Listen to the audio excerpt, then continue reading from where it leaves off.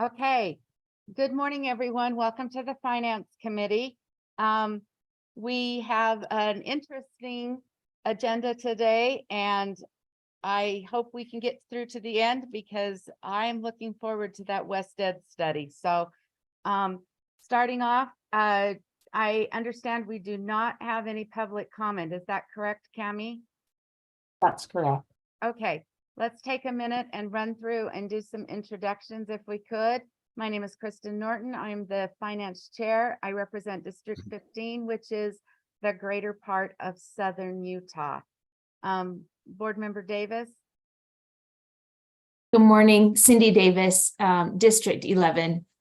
Most of Northern Utah County and part of Harriman and Bluffdale. Board Chair Jim Moss. Jim Moss, District 12. I cover Orem, Linden, etc. up through the Uinta Basin. Board member and committee member. Sorry, I need to learn to say committee member. Committee member Christina Vargas. Thank you, ma'am. For clarity, Chair Moss, your sound gave out for me. I don't know if it did for anyone else, but my name is Christina Vargas, and I represent Kearns, Taylorsville, West Jordan, and slice of West Valley City. And committee member Brent Strait. My hair really has disappeared because I can't get my camera to work. In fact, all of me has disappeared, but I do represent southern part of Weber County and the northern half of Davis County. Okay. Moving on to our agenda. Item 3.2 is an action item. Fiscal year 2023 budget formulation process for the 2024 general session of the Utah State Legislature. This is something that we have already got started, and it will appear on our agenda as long as we have time to get things through to staff. So if any of you are interested in proposing more budgetary items, I think this is the spot. I'll turn it over to Deputy Superintendent Jones for the real introduction. Actually, that's great, ma'am. And then also too, I really thought that the process went well with the board, meaning that, your motions that you as the finance committee made in your, it was the special committee meeting, right? The motions on the San Juan School District, the motion on, basically all those motions. Chair Moss, you explained it well. So to Chair Norton's point, here's another opportunity for you as finance committee members, because again, the emphasis is on the board directed process of getting to what right is as far, leading up to the submission to GOPB, which is mandated by the Budgetary Procedures Act. You see that referenced in the backups that Chief Staff Young posted for us. And then ultimately with the legislative session. So I really think we're on the right track. It's at your direction. So here's an opportunity again in this meeting to, see if there's any additional items or recommendations you want to make to the board for staff to work on. Obviously, they wouldn't come to the board until August unless the board has another special meeting or something in July. So, we can go from there.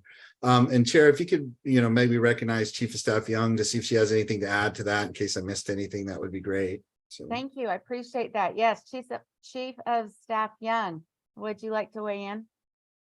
Thank you. So Chief of Staff Sarah Young, I would just echo the compliments from Deputy Jones and note that we are here and ready and willing in terms of taking additional motions for staff to be able to work on. Okay, and I do see a hand from committee member Vargas. Oh, yes, ma'am. Thank you. So I'm going to send a text message to Superintendent Jones, and then I'm going to read it here. I would move that the committee recommend that the board direct staff to conduct an analysis to evaluate the fiscal impact of ensuring that all classrooms are fewer than 16 students. And I know that there's language that needs to be in there for a possible policy request. And and I would like to speak to the motion if I can, and we can smith the language if necessary. Thank you. All right, why don't you go ahead and speak to that motion? If you have your text sent, we can wait for a minute, whatever works. I think it, however, the superintendent smiths that motion so that it's appropriate. I do appreciate the work that you do. The Cliff Note version is when I survey my peers and I sent a short thing to some teachers that were delegates and their peers, and I said, what's, if you could have anything that we could maybe perhaps look and see what we can do. The number one thing that came back was class size. And so I think if we're evaluating it, I would love to know the fiscal impact so that I can articulate whether or not it's even a plausible thing for the board to take up. And I think it's a concern for all of us. It's a concern for parents. And when I say all classrooms, some of the requests really targeted K3 because we know that those primary grades are important to keep the class sizes low. But there are ELA teachers in my district that have 45 kids in the 7th grade. And we know that also affects learning. And so the reality is I chose to make it all encompassing so that all classrooms are under 16 students. That seems to be, that wasn't a number that is mathematically, I didn't do any analysis to determine how many times it hit.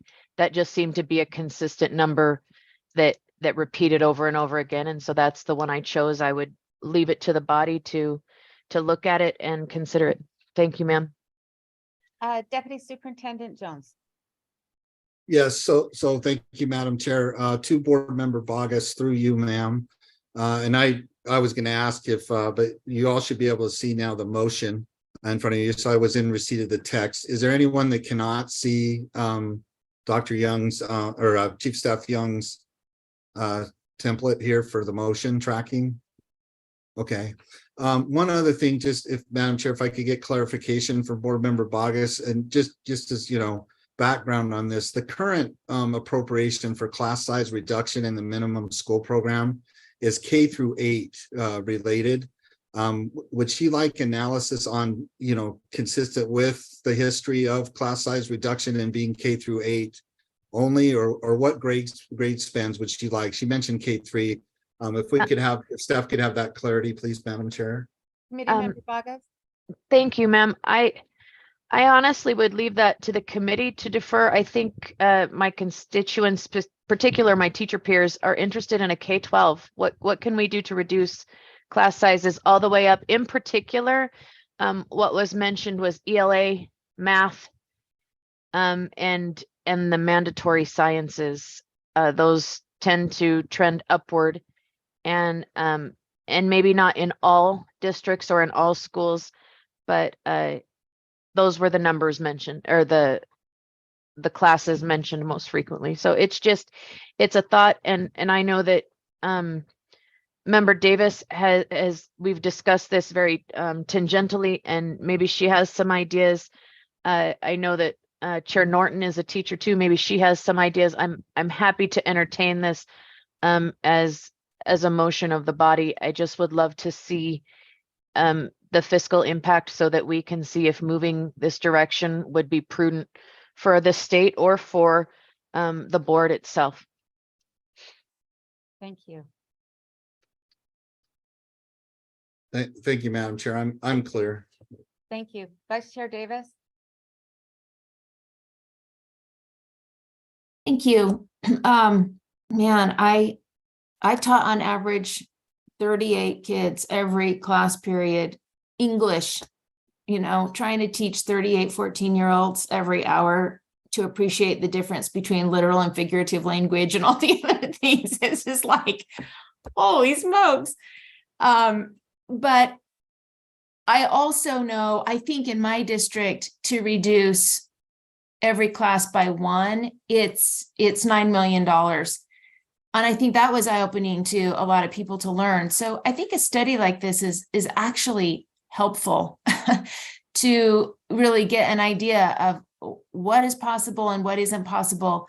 I wonder, I don't know if 16 would be the number or if there would be a different number for K through 3 than there would be for everything else. And for some reason, I have the number 25 rattling around in my brain. And I think that's because I read some studies, but it was only once, I think by like Malcolm Gladwell or someone that said, actually, under 25, you get less bang for your buck or return. But I wonder if it'd be feasible to have the number be consistent with whatever the bulk of the research is out there that kind of, or do you just want to stick with 16?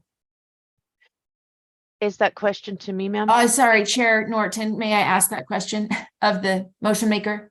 Yes, go ahead. Um, Committeemember Bogus? Vice Chair Davis, I'm not married to that number. It just seemed to be there. I think, and when I say I think, this is entirely speculative because I didn't ask this question. So I just want to be clear on that. I think that perhaps some of our educators are feeling like that seems to be a manageable number. And that maybe in terms of classroom management, maybe in terms of grading papers, it just, part of me just maybe thinks that's how many desks could feasibly fit in a room.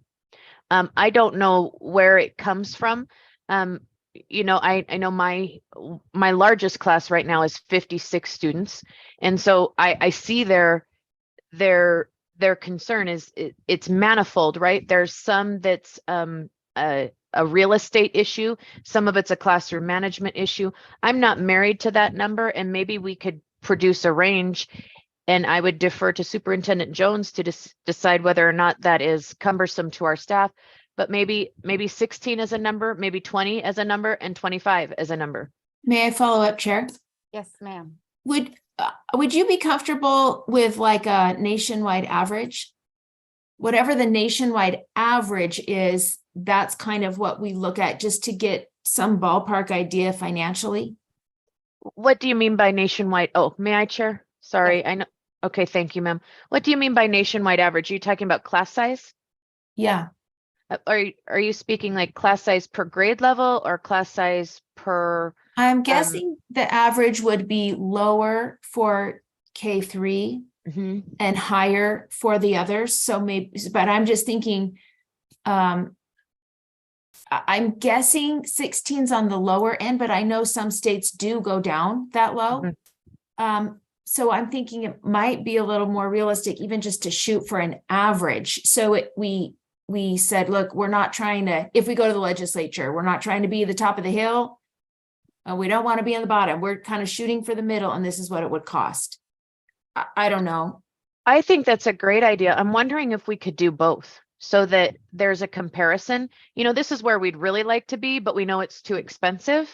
We know that this is not feasible in the fiscal realm, but this is the average. Could we, and I'm asking about the impact to our staff because I know sometimes that's changing two numbers and it auto calculates. And I also know that sometimes it's way more complex than that. And so I would defer, if I could, Chair Norton, to Scott Jones or to Superintendent Jones. Yes, I see that Superintendent has his hand up. So go ahead, Deputy. Madam Chair, I appreciate Board Member Bogus, the question, but also Vice Chair Davis. You know, one of the biggest factors I can anticipate will be space, right? I mean, if you know, the more you reduce, you have to expand. So what we can do is we can, you know, put all those types of cost factors in. The timeline, though, if that would be acceptable, if we could bring this target, bringing it back to Finance Committee in August, but maybe potentially September, I think that would still give us enough time to get it in front of GOPB, you know, subject to, I wouldn't be presumptive that the board would approve that too. We've got a lot of muscle movements on. It's feasible for us to do this, to do the study. But, you know, essentially we're going to have to make sure that we have enough time to gather all the cost factors, obviously consult with BAs, do those types of things. So I'm not necessarily asking that you put that in the motion, right? But, you know, from an expectation standpoint, I think we can do this. You know, maybe we can call on Director Yuri to see if he has any questions or concerns, but I also see that Director Bruff has his hands, but we'll make sure that we address all the cost factors. We can break it down by grade. I mean, it's not like this hasn't been done before, right? And I think that's probably been done a lot at the local level, you know, for the boards to do. There's always been an interest in this. So we're on it. But yes, we definitely need some kind of guidance on, timeline. So if that's okay. And I'd just like to add in, I think there's been a couple of interesting points brought up here. One was the building size. Yep, that could potentially cause some problems there. But I know I am, as you mentioned, a classroom teacher, and our buildings, our room sizes are not being built for the size of classrooms that I tend to see every single year. And so, that's something that they need to right size that one way or the other. And I'd prefer, like you mentioned, to go down. I also think in addition to national average, just national trends, or, if we did average in the last couple of years, because, I'm seeing more and more legislation being passed to cap class sizes. So I think that might be interesting input there. Yes, go ahead, Director Bruff. Thank you. Just sharing, there's a couple approaches that we can do in there. And obviously Superintendent Jones brings up multiple components that would have to be configured. But to do a class size reduction, one thing that we could present to you is kind of a study saying, well, the class size of right now, when we say right now, as of the last superintendent's annual report, which is at elementary, the state is 23, secondary is 27. Again, these are the numbers that we produce, and there's all kinds of things behind it. But you can start adding in, okay, a single number reduction statewide would cost X amount of dollars for FTE. And then we can start programming that all the way out. And so you can start saying, okay, so if we went from a 23 from an elementary level and a 27 in a secondary down to a 22 and a 26, what would that cost? And then you would just keep marching, if you will, that down. If you want to go to 16, you could, once you have the basic math, and the study put together, you can march it all the way down to whatever number you want to stop at.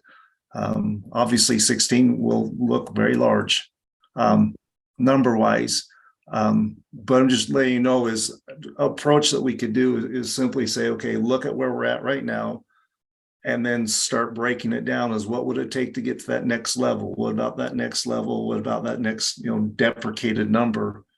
And we can definitely then also pull out what are we showing at the national studies, just kind of doing a literacy review of what's out there to see the different states. So just giving a suggestion or an approach that we could have where it's like, okay, this is where we're at. And then stepping that is just the fiscal cost. And you can start breaking out that fiscal cost as well, saying this would be FTE, this would be potential building costs. And I haven't even started to comprehend all the costs that we'd be dealing with. So obviously it'd be a little intensive, but just sharing is that would be, I think the approach that we could look at is how do you get to that next level and what would that cost? Thank you. Vice Chair Davis.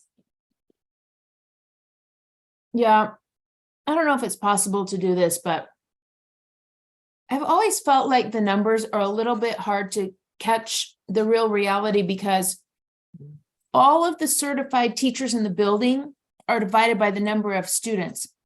So you've got a certified media center specialist librarian or certified counselors that are in the building.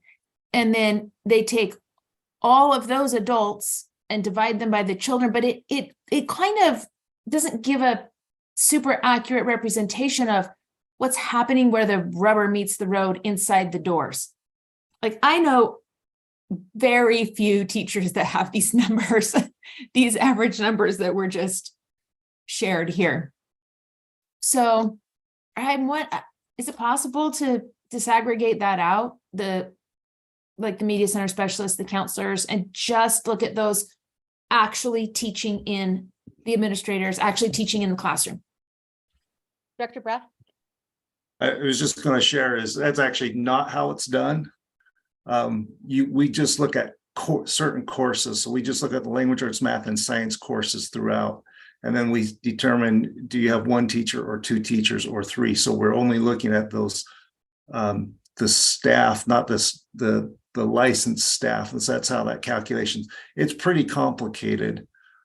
Because if we were taking all adults divided. That's by wonderful. students, I that would love be a- complicated when it comes to that. I mean, if that's the case, but man, It is looking at just the teacher within the classroom. The dual language immersion is Okay. a little trickier one that we deal with, but for the most part this is the basic course that we do the calculation on, because you look at for example, band or PE class or woodworking, whatever it is, those numbers aren't even brought into the calculation. It is just language arts, math, and science that we look at to do these calculations. okay, well, sorry, okay, may I follow up, Chair? Yes, sir. ma'am. That's helpful. And maybe it's because I live in an area where there's like the most kids per capita per square, and so we are just like sardines in here, but that's really helpful to know. Thank you. Okay, seeing no other hands, Board Member Bogus, do you want to restate your motion and see if that looks the way you felt it should be captured? Yes, ma'am. So I do believe that this is how it should be captured. If I could ask Director Bruff a question. You bet. Director Bruff, does this allow you to do what you need to do? I like how you spoke about the step down, and I think it would be good for the public to see, and that we could share that out, that, for example, we're here, right? But to get to here is a pipe dream maybe right now, but to get to here is reasonable and achievable, maybe. And so if that captures what is needed to allow you to do what you discussed, and it is something that the body is comfortable with, I would say yes, ma'am, but I would defer to Director Bruff. Director Bruff, can you give us Yeah. some summary input? I believe that the motion captures the concept of what you're trying to get at. And I think, conferring with the finance team and with Deputy Superintendent Scott Jones, I think this is adequate. I believe we understand your intent from your motion. Thank you, sir. And with that, ma'am, I would just leave it to the body to make a decision on this. Thank you, Chair. Okay, so the motion before the board is that the committee directs staff to develop a legislative request for the 2024 legislative session to evaluate the fiscal impact to maintain a student count of 16 or less in all Utah K-12 classrooms. Committee members, if you'll go ahead and please vote.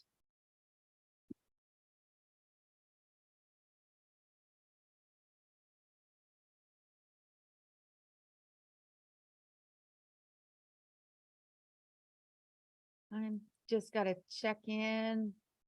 Board, there it is. Okay, that passes unanimously. Moving on to our next, let me back up. Are there any additional requests at this time for fiscal year 2025 legislative session components? Yes, go ahead, Vice Chair Davis.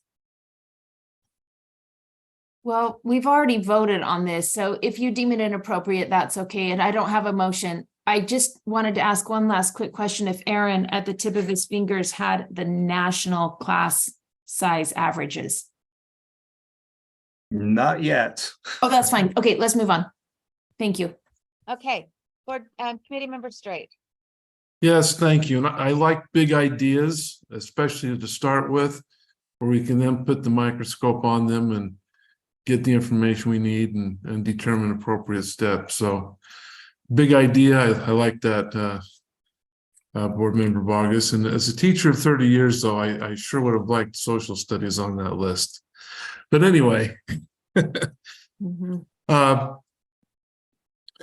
I've been doing some digging around and visiting with some educators. Visited with some educators in regards to the National Board Certification, because every year they highlight the teachers who receive that, and there are some incentives associated with that. But the thing that really got my interest was a statement by one of these individuals who's nationally board certified, who said that their time and effort spent with national board certification made them a better teacher than receiving even their master's degree. And any other, said it was the self-reflection, the amount of work to achieve that was well worth it when it came to the classroom. You know, and we have other programs. We have the Effective Teachers in High Poverty Schools. And I remember having this discussion when I served on APAC. And we talked about the different programs available out there for teachers. And it was surprising to me how few teachers, some who even qualified, made application. Either they didn't know about it, or it just didn't seem worth it, or you know, whatever the reasons may be. And I remember looking at that as a teacher in national board certification and thought, oh, I'm just too far along in my career. I'm coaching all these sports. I just don't have time. But as I arrived towards the end, I realized that I'd become more reflective of my teaching, and being reflective of one's teaching does a great deal of benefit for one's effectiveness as a teacher. And so this is where I'm at. I have been researching and looking up some of the different programs, but I know I don't have them all. What I would like to motion is that we compile the list of effective teaching incentive programs we have, like National Board Certification, High Poverty Schools, put what and then discuss, and then also include what the current incentive is. And then I would like to look at that and come back with a proposal on some tweaks or some things that might incentivize that type of program.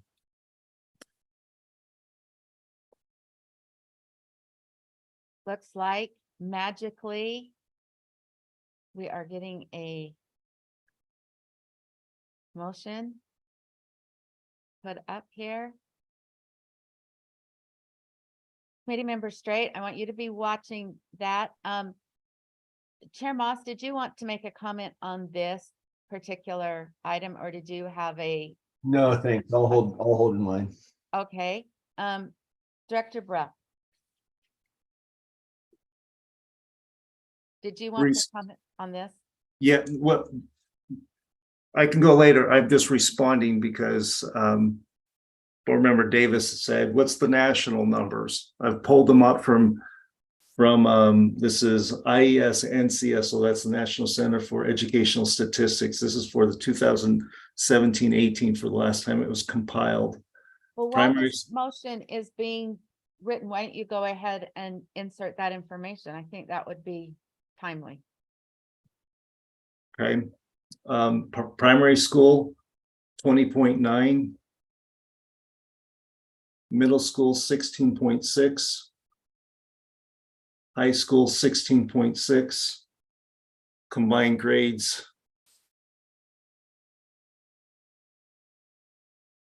Well, it doesn't do, that's a different thing. So there we go. Chair Norton, Yes, may I ask Mr. Bruff to repeat those numbers one more time, please? of course. Absolutely. So primary schools, national average is 20.9.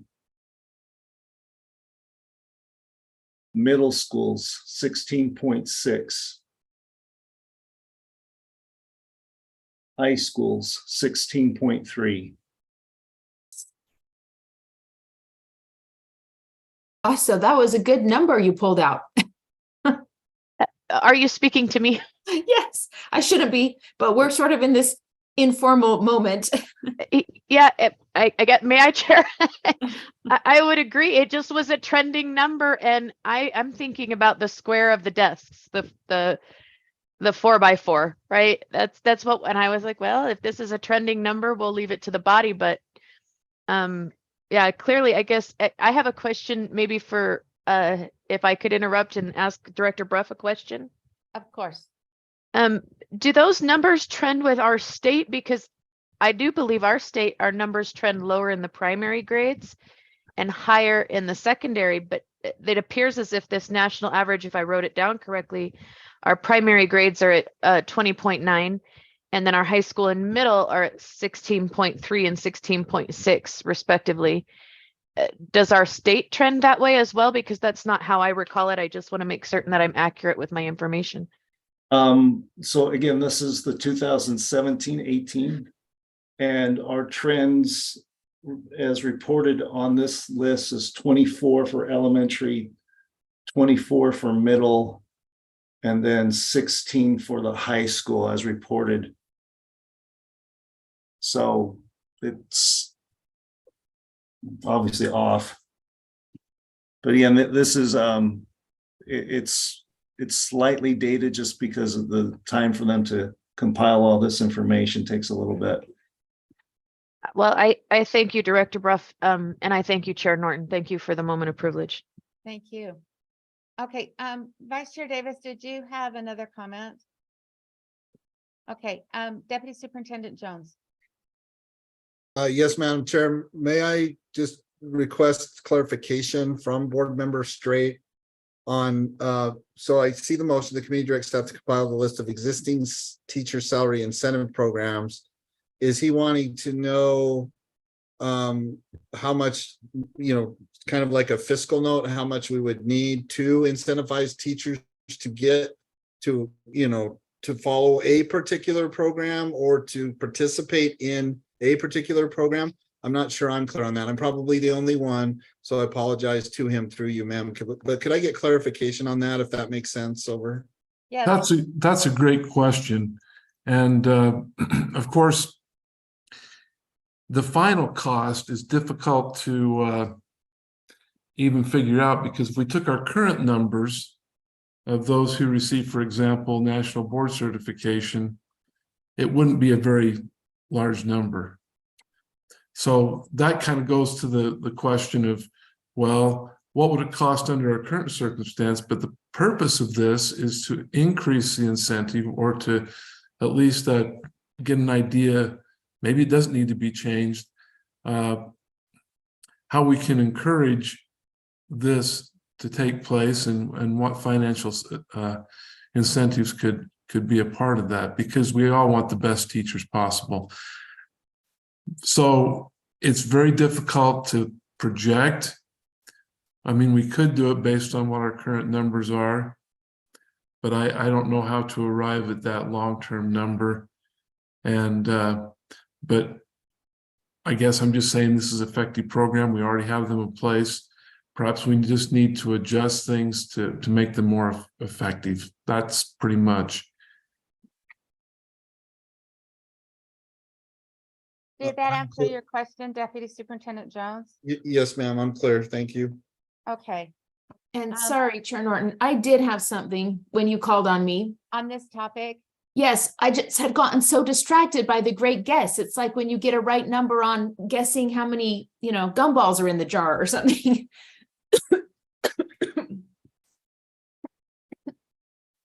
Sorry. I think the legislature already provides money. My son's listening to me laughing. I think the legislature already provides money for national board certification. They do. They did at one time. And if they did, why did they stop? That's what we need to know. Oh, they still give it. Oh, okay, then Yeah. The, You want an increase? I'm not creating a or new program. adding I'm saying more? how can we evaluate what we already have and make it more effective, because we're not getting the numbers that we'd really like. It's hard. National board certification is really challenging, but when teachers do it, it has a profound effect on their effectiveness, which goes to students. And so in some ways, I'm saying that this is where we need to get those numbers up. The legislature already provides incentives. Committee member Straight? But maybe as we move along, we need to break that training, because it takes 3 years basically. And just like we had with letters, the letters training had some funds attached to it. In the end, once the teachers got started, it really wasn't about the incentive. It was about the improvement it was making for us on behalf of students. Anyway, I think I've said enough. Committee member Bogus? Yes, ma'am. I have a question that may be for Member Straight, and it may be at large, but I don't believe that there is a second, and I'm looking at the motion, salary incentive program that districts or the state honors with outside of the NBCT. And maybe I'm incorrect in that, but to compile a list of the existing teacher salary incentive programs, I think we would just get one. And so I guess I'm concerned that we would be directing staff to get a list of one, but I'm also concerned that if we develop this list, then we still have negotiated agreements to go through unless it's a legislative incentive, because I know, for example, in the LEAs that I am aware of, the only salary incentive comes through that NBCT line item. So I guess I just want clarity there, and maybe it's to Member Straight, maybe it's at large. I don't know. I just want to make certain that we're all on the same page. Oh, thank you. And so I would actually be in the same boat that you are if I hadn't served on standard on APAC, Assessment Accountability Policy Advisory Group, and we discussed some of these programs. One of the questions is, why do so few people benefit from this program? And the conclusion that many came to in the group was that they just don't know about it, or they don't take the time. There are other programs, incentive programs. I'd mentioned the one which was based on F53F-2-513, which for our rules are 277-925, effective teachers in high poverty schools. And there are others. And when we get to it, it might be, well, we just need to figure out a way to communicate these incentives, because there's all kinds of things out there. In fact, one of these days I had to sit down and read every rule. I mean, we have a lot of rules. And so, yeah, there's other things out there. Thank you. One other thing I was wondering is, do we have data that this is the most effective program? And is there anything that, any of the teacher organizations or any of the, any of our staff in teaching and learning have that can give us some more guidance on, or even some of these teacher organizations that are just a group of highly recognized teachers that could give us some direction on what has been most effective for them? That's another thought that I had on it. That's a great thought. And because all of mine is anecdotal by speaking, but we have several teacher organizations in Utah, National Board Certification. They work together on, I can't remember what the group is called, that meets during the legislature, and fellows, the teacher fellows, they do have that group, and they could be valuable Mhm. source of information. Yeah. Yeah, I don't want to assume everything. That's why this is so preliminary. And that's why I didn't bring it up yesterday. But I feel comfortable bringing it up in this group because it's really rough. Yeah, what I'm putting out there is rough. Okay, I'm gonna just do a quick check through these hands to see if anybody wants to make further comment on this particular motion, and then if not, we'll proceed, and if so, that would be wonderful. Okay, Chair Moss, are you still in queue for a further? No, I've got a question for this one, actually. I assume this would be in there, but I would want to see what the criteria are. And I think we have that, or some link to it, each of these, like TSSP, I think we just had a rule there that said as long as you're not in the bottom category of evaluation or something to that effect. High poverty schools, what does that mean? That might help a little bit for us to kind of survey the landscape of what enhancements are available. Some of them are pretty broad. TSSP is meant to be very broad. Others are, fairly narrow, but that could help. And I would also love to see, it's tough to put a, ROI on this stuff, but it's kind of critical. And maybe there's just national research and we don't have Utah research. I'm not asking for a research project, by the way. I'm just seconding the question, if somebody knows if there is available research on that or input from Utah groups, I think that would also be really helpful. I'll just note that secondarily to this, the one that Vice Chair Hart and Vice Chair Davis and I brought back last year on kind of juicing some of the teacher leader mentor programs out there is now in the hopper as well. We put about $2.5 million in that one last year. That's not an input, it's more of a role-based enhancement. So that's a different way of looking at it, but that one was approved yesterday. And so I think that's part of this overall question of how do you reward and incentivize teachers. There's inputs, there's outputs, and then there's roles. And so that other one's kind of going to be up for discussion as well. Thank you. Thank you. Vice Chair Davis. Thank you. I'm just seeking some clarity. What's the goal of this? Am I understanding that we want a list of state funded, supported opportunities for teachers to increase their salary? If they want to do national board certification, that might be one, but if you don't want to spend, 3 years of your life doing that, you could teach at a high impact school. There's state funding for that. You could teach in the math or science or special ed categories. There are additional funding, increases for that. You could participate in this new, if this teacher leader program gets funded, you could become a teacher leader. There's funding for that. Are we just looking for a resource for teachers to know, or incoming teachers, when and how there are state funded opportunities for higher salary than the district or charter offers? No.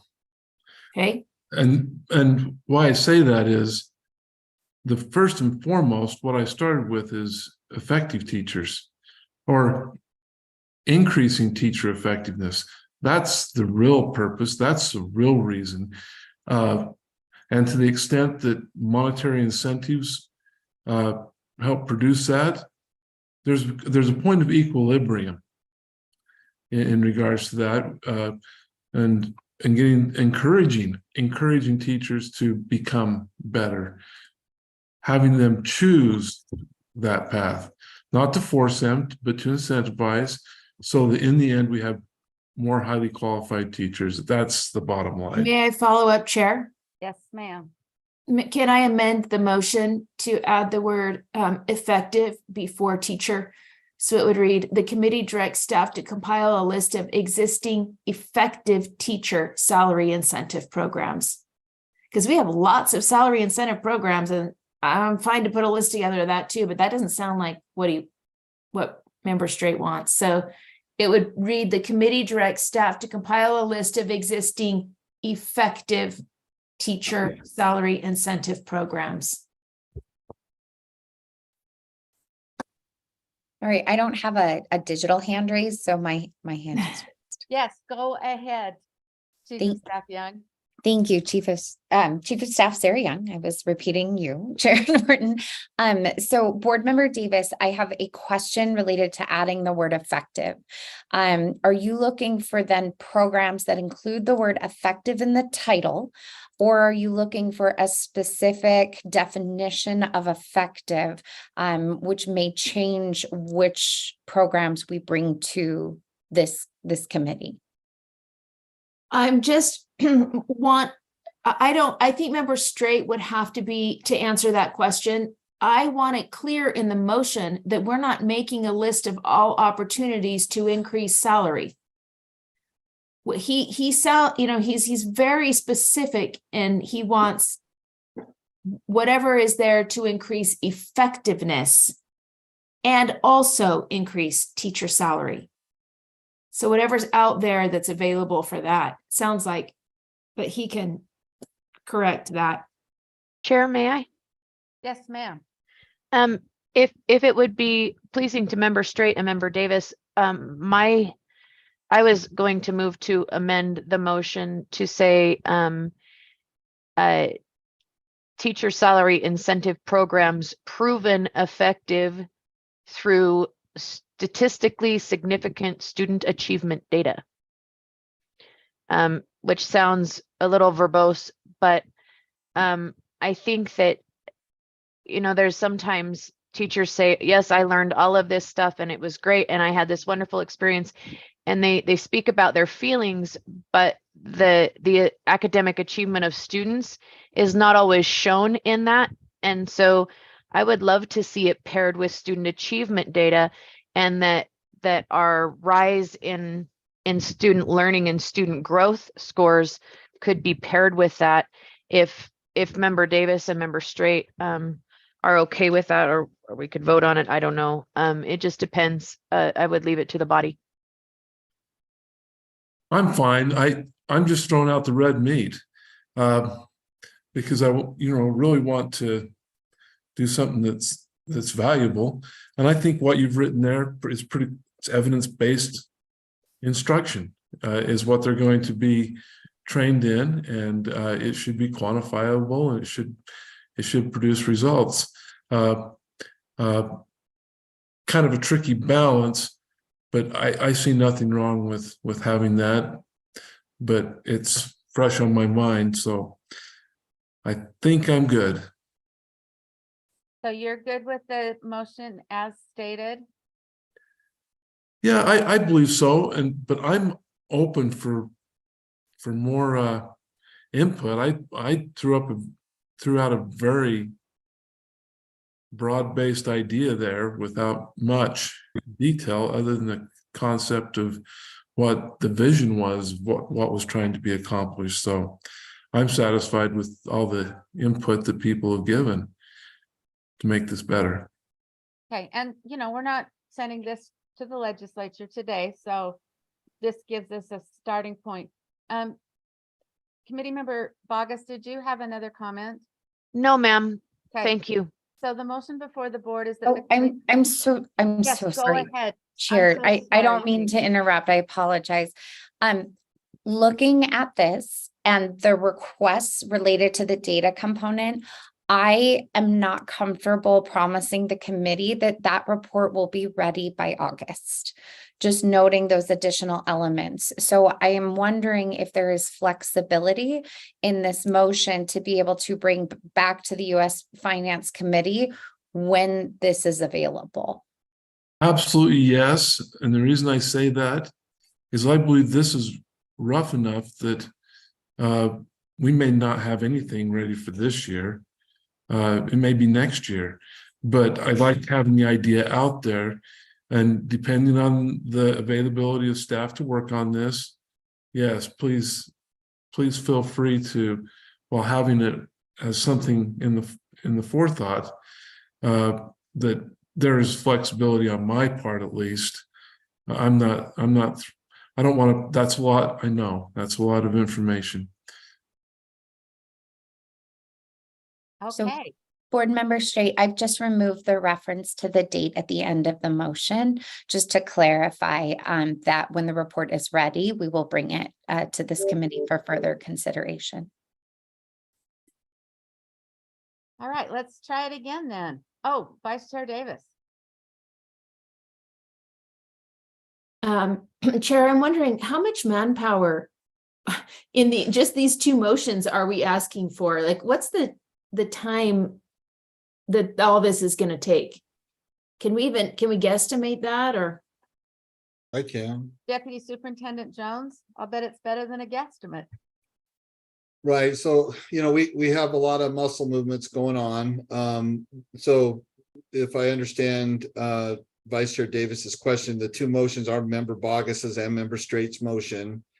Member Bogus's motion, and, Director Bruff can certainly correct me if I'm wrong. We have a lot of that data available. I mean, if all we really need to do is probably get updates from the LEAs on like space available, right?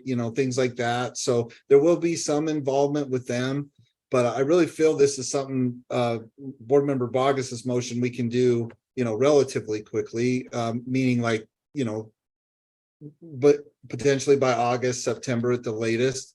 Always being considerate of all the other priorities and missions that we've got going on right now. I see Director Bruff's hand is raised. So, but then with Board Member Straight's motion, I agree with Chief of Staff Young. That's a little bit more complex, right? Because where we start to tie in like significant student achievement data, things like that. I mean, that, a lot of this is going to have to be fleshed out, so to speak. And well, is it, 3 years worth of student achievement data? Is it tied into the particulars of a teacher's, certification in particular, math, English, science, those types of things. I mean, I think that in itself, the value is there, definitely. But to Chief of Staff Young's point, and I think Board Member Straight is open too, with, it potentially taking more than just a few months. It may not be ready for the next session, but I think this is exactly or precisely what staff have been asking for a long time, is to be here to support these kinds of motions too. But then, we also appreciate Vice Chair Davis's consideration of time and effort that it's going to take for the staff to do that. So I think all of these are feasible and accomplishable, but the timelines are definitely something that we may have to adjust, but we would keep you updated, much like you'll see later with the governor's recommendations on school construction. We're pretty good at tracking and pretty good at we've got a pretty good rhythm here among the staff to support direction and two. But I think all this is feasible and accomplishable in short. But yeah, we need some flexibility, obviously, but we could do that by updating you and then saying, hey, we need to extend this, or can we get some more clarification? So I hope that helps, Madam Chair, answer Vice Chair Davis's question. Over. Thank you so much. Vice Chair Davis, are you good? Yeah, just a follow-up. So, I mean, how careful do we need to be about bringing more things to the table? That are we still okay? Are we still good? Or are you starting to get like, it's getting piled too high? May I respond, go Madam ahead. Chair? So for now, with what's in front of us, what we know right now, even with these potential motions being passed out, and then of course, last month's motions and things like that, I think we're fine. I think the staff are well in tune with that. What does concern me though, as we progress between now and the August meeting, and for lack of a better term, more ideas come up that were asked for from staff, that's where it could get even, I don't think it'll ever become unmanageable, but we might have to ask for a little bit more time or flexibility, depending on what those ideas are, right? I mean, that's that's a key too. A lot of things that might come up are things we may have already addressed in the past. We already have the data for, etc. So, and we are very conscientious and will minimize as much as possible impacts to our LEAs. Because Aaron does just in his crew do an outstanding job of really identifying, hey, what's available data wise, and what's not, so that we can minimize the impact on our LEAs. But again, so appreciate Thank you. the conscious and concern for our staff. All right, thank you. Right, Director Bra? I'm not countering what Scott said. First off, but I am sharing with the committee just kind of the approaches or, the level of approaches that we can do on this. Just doing a literacy review of what's out there and finding what's already been done. I mean, that's a good 2-week process of just, having an individual take about half their time, go out, see what they can find. We can definitely reach into other resources like Talk with Teaching and Learning, going to Dr. Height, seeing what she has on tap. What does UAPC have on tap? What does BYU? We can go out and find that kind of information in a pretty short turnaround. If the request is to do additional study, that compounds the time considerably. Because if you're saying use Utah data to study this impact, then you are looking on, typically it takes about a year for that to be complete, to be, if you will, certifiably correct, and not statistical malpractice. So just sharing the caution, if we're just going out and finding components, bringing it in and consolidating it into a summary, not too bad. We are busy, of course, but that's not too bad, and we can leverage other sites. But if we're doing a study, that really then increases the time. Great. Committee Member Straight.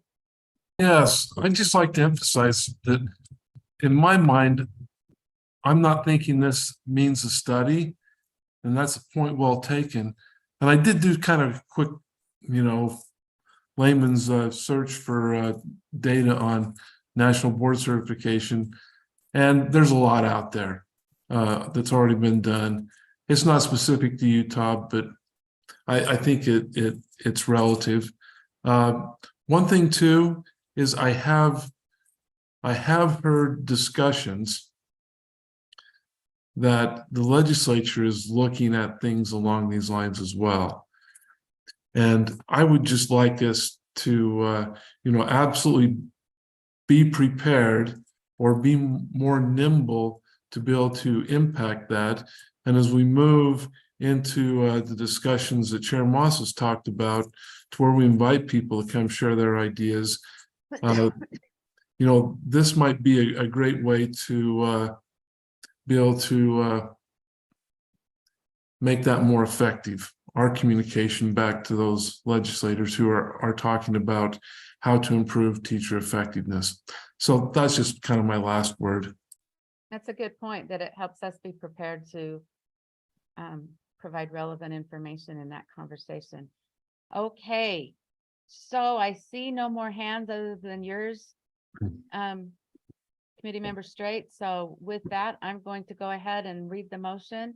The motion before the committee is that the committee directs staff to compile a list of existing teacher salary incentive programs proven effective through statistically significant student achievement data, including qualifying criteria, average incentive per teacher, total state allocation, and relevant program reports to bring to the USBE Finance Committee. Go ahead and please vote.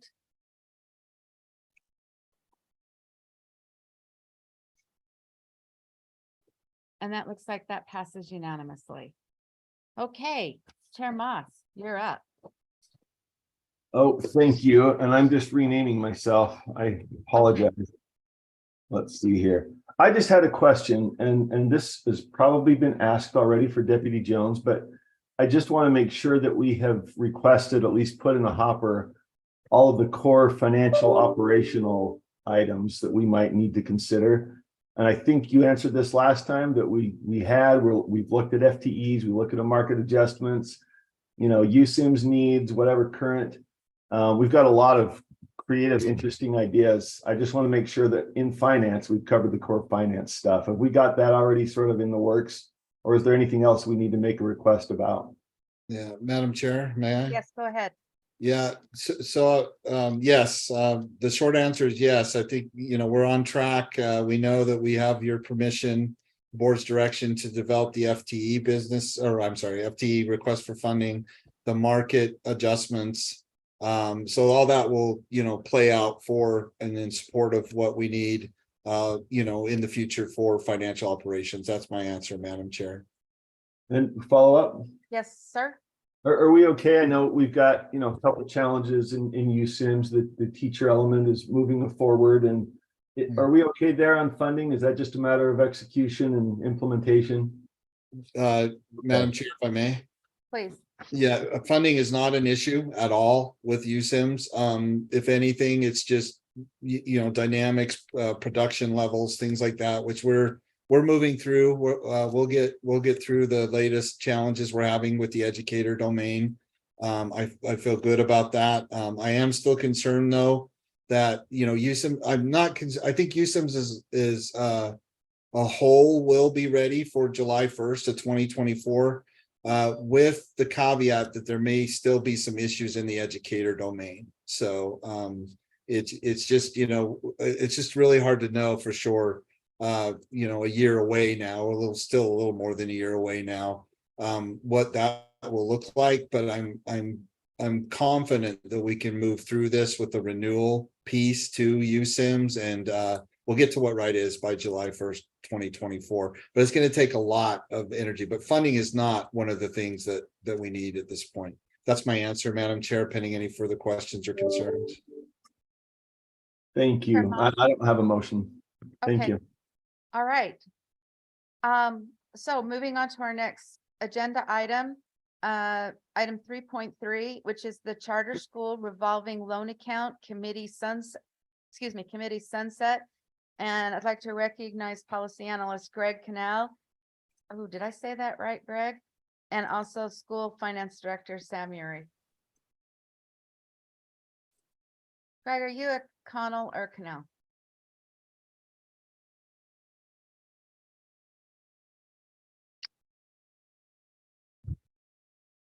Yeah. Sam, we can go with you. Yes. Oh, sorry, Greg. It looks like Greg froze there Thank for you. a I'm gonna minute. share my screen.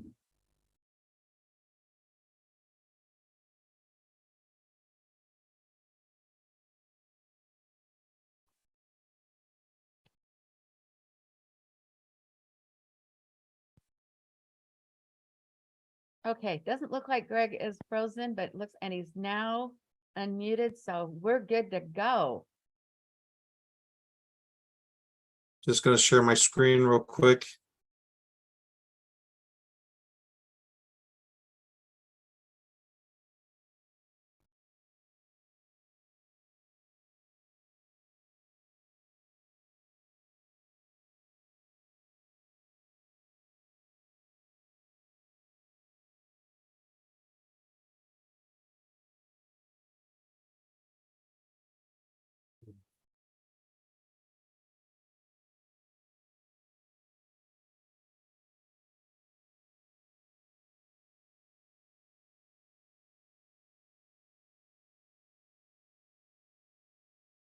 There we go. Is that visible on your screens now? We see it. Excellent. The legislature's put together a list of different codes that are up for sunset review in the charter school revolving account committee. 53F-9203 is up for sunset review, and they'd like the board's recommendation or input on this sunset review.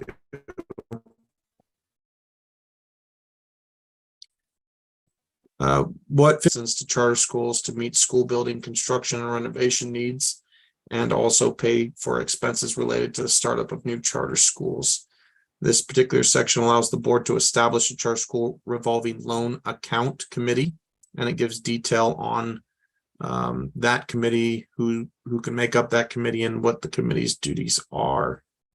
So there's really a few options that we have, that the board has.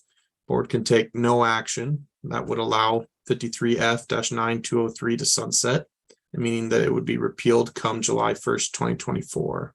Another option is to draft a committee bill to change the sunset date, or draft a committee bill to remove the sunset date.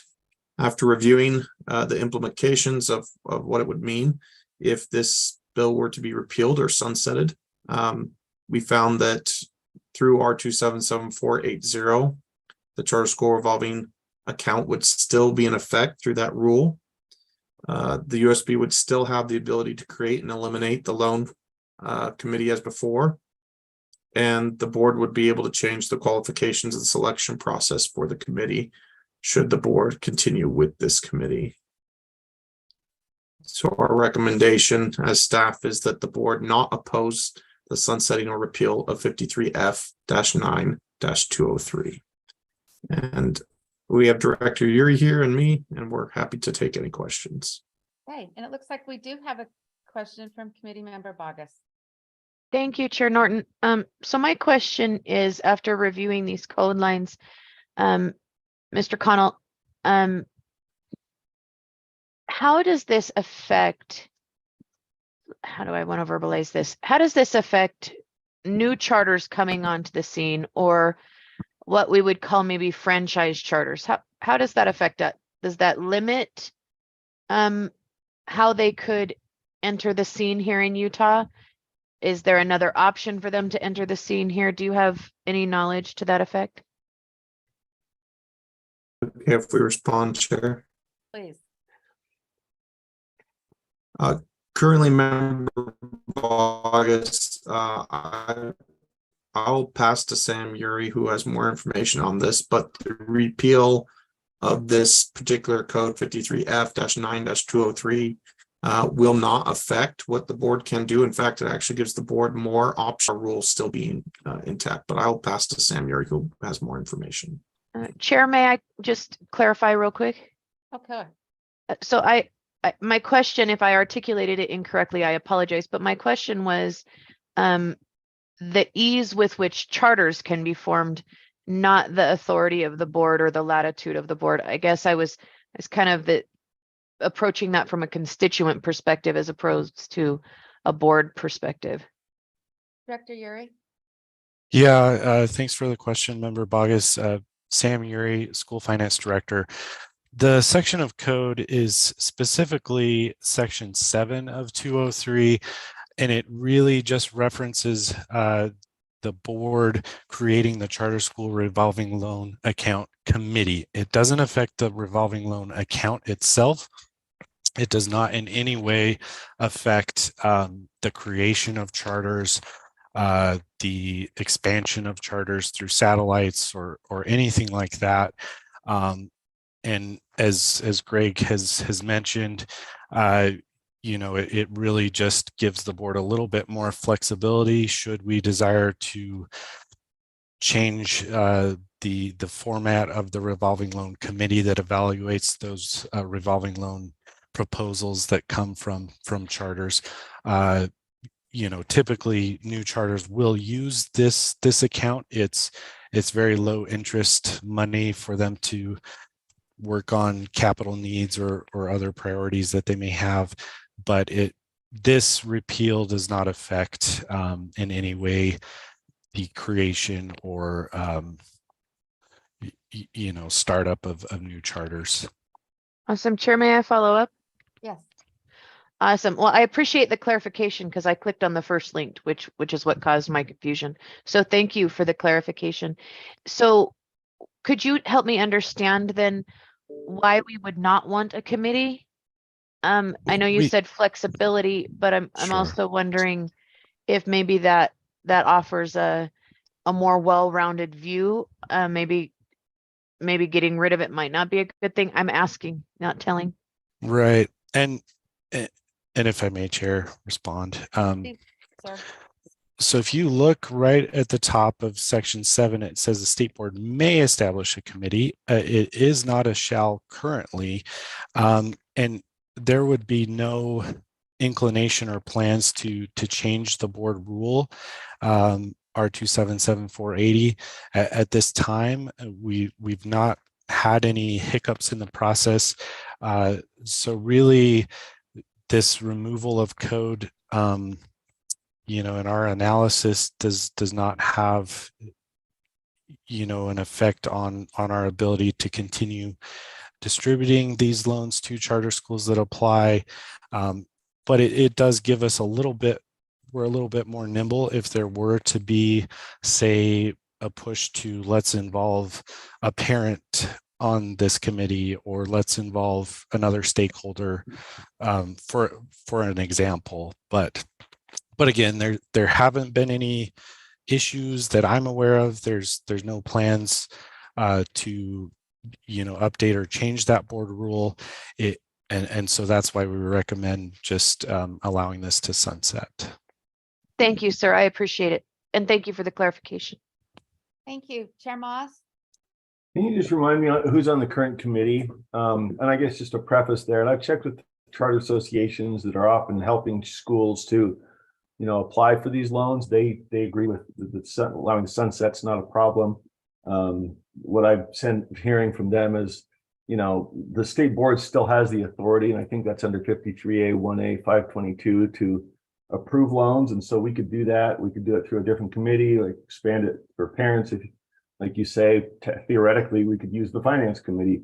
We still retain the obligation to approve and the flexibility to decide what kind of committee does that, right? So what's currently the makeup of the charter of the revolving loan committee? I just couldn't find that. Yes, off the top of my head, and I'm sorry, Chair, if I may. Of course. It is his first name is Gavin, and Gavin Hutchison, I believe, is the lead member of the committee. We also have Jacob Wright from the Governor's Office of Planning and Budget that's on the committee. And let me. Well, without putting you, sorry, Chair, could I follow up? Yes, sir. I'll just clarify, and Sam, not to put you on the spot on the names. I guess I was thinking more of the positions. And so we've got somebody from the governor's office. Is the treasurer's office, or is that on the front committee? I'm just thinking kind of the makeup, not the current occupants. I believe there's not a requirement necessarily for the treasurer's office to be involved on this particular committee. Okay. Yeah. Well, I'm in support, Sam. I didn't mean to send you looking for names. I appreciate that. I'm good. I think this gives us the flexibility to meet our obligations under code while allowing it to sunset. So thank you. If I may, Chair, the current makeup is actually in the board rule in R277480. And so they are nominees actually from the state charter school board is where those nominations for the committee come from, and they're 2-year terms. The executive director of the state charter school board is a non-voting member of the committee as well. So. Gotcha. Thank you. Committee member Straight. Yes, I'm just curious. Do you know if the legislature plans on reauthorizing this, or is the idea that they'll just let it go, that it'll sunset? If I may, Chair. Yeah. Member Straight, my understanding is again, there's not necessarily a need to reauthorize this very specific section of the code, and I'm not aware of any need or plans for that to happen. Okay, thank you. So I'm reading here, and it references subsection 6A. That's how they review the request. So that's not in front of us. I would assume that's just basically a checklist of things that they have to meet in order to be approved. Am I assuming that correctly? I believe so. I can quickly pull up that section. And it looks like Sam. So it should- policy analyst Greg Cannell is on that as well.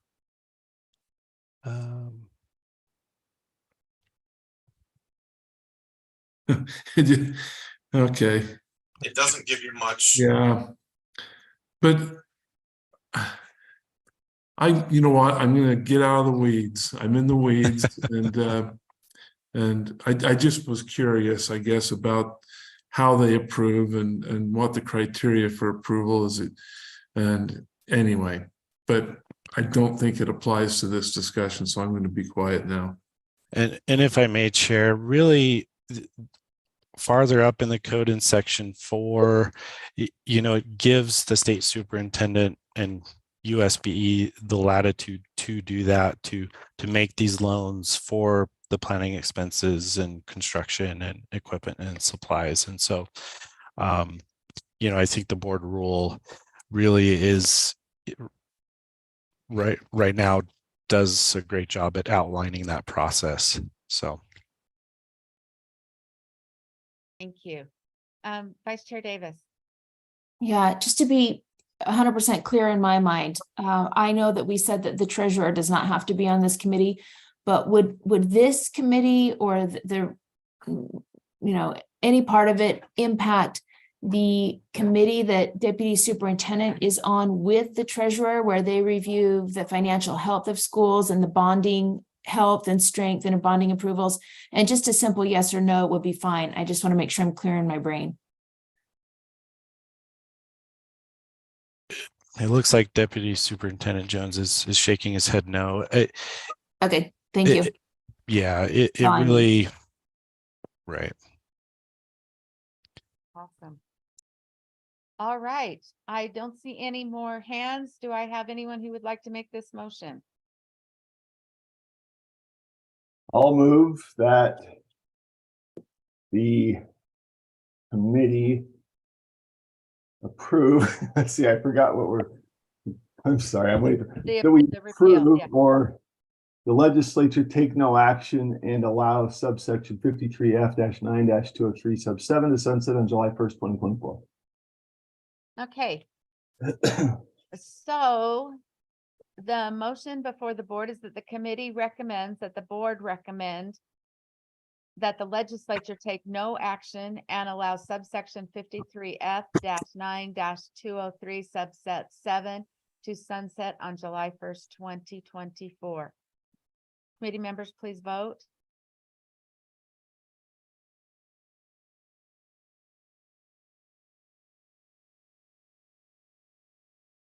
And I'm not seeing board member Straight. Okay, that is unanimous.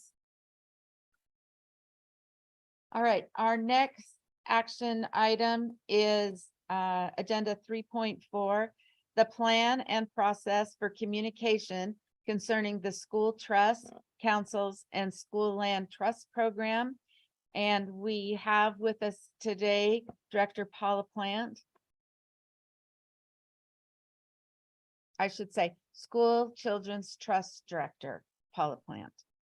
Chair, may I ask a question quickly before we begin this agenda item? Yes.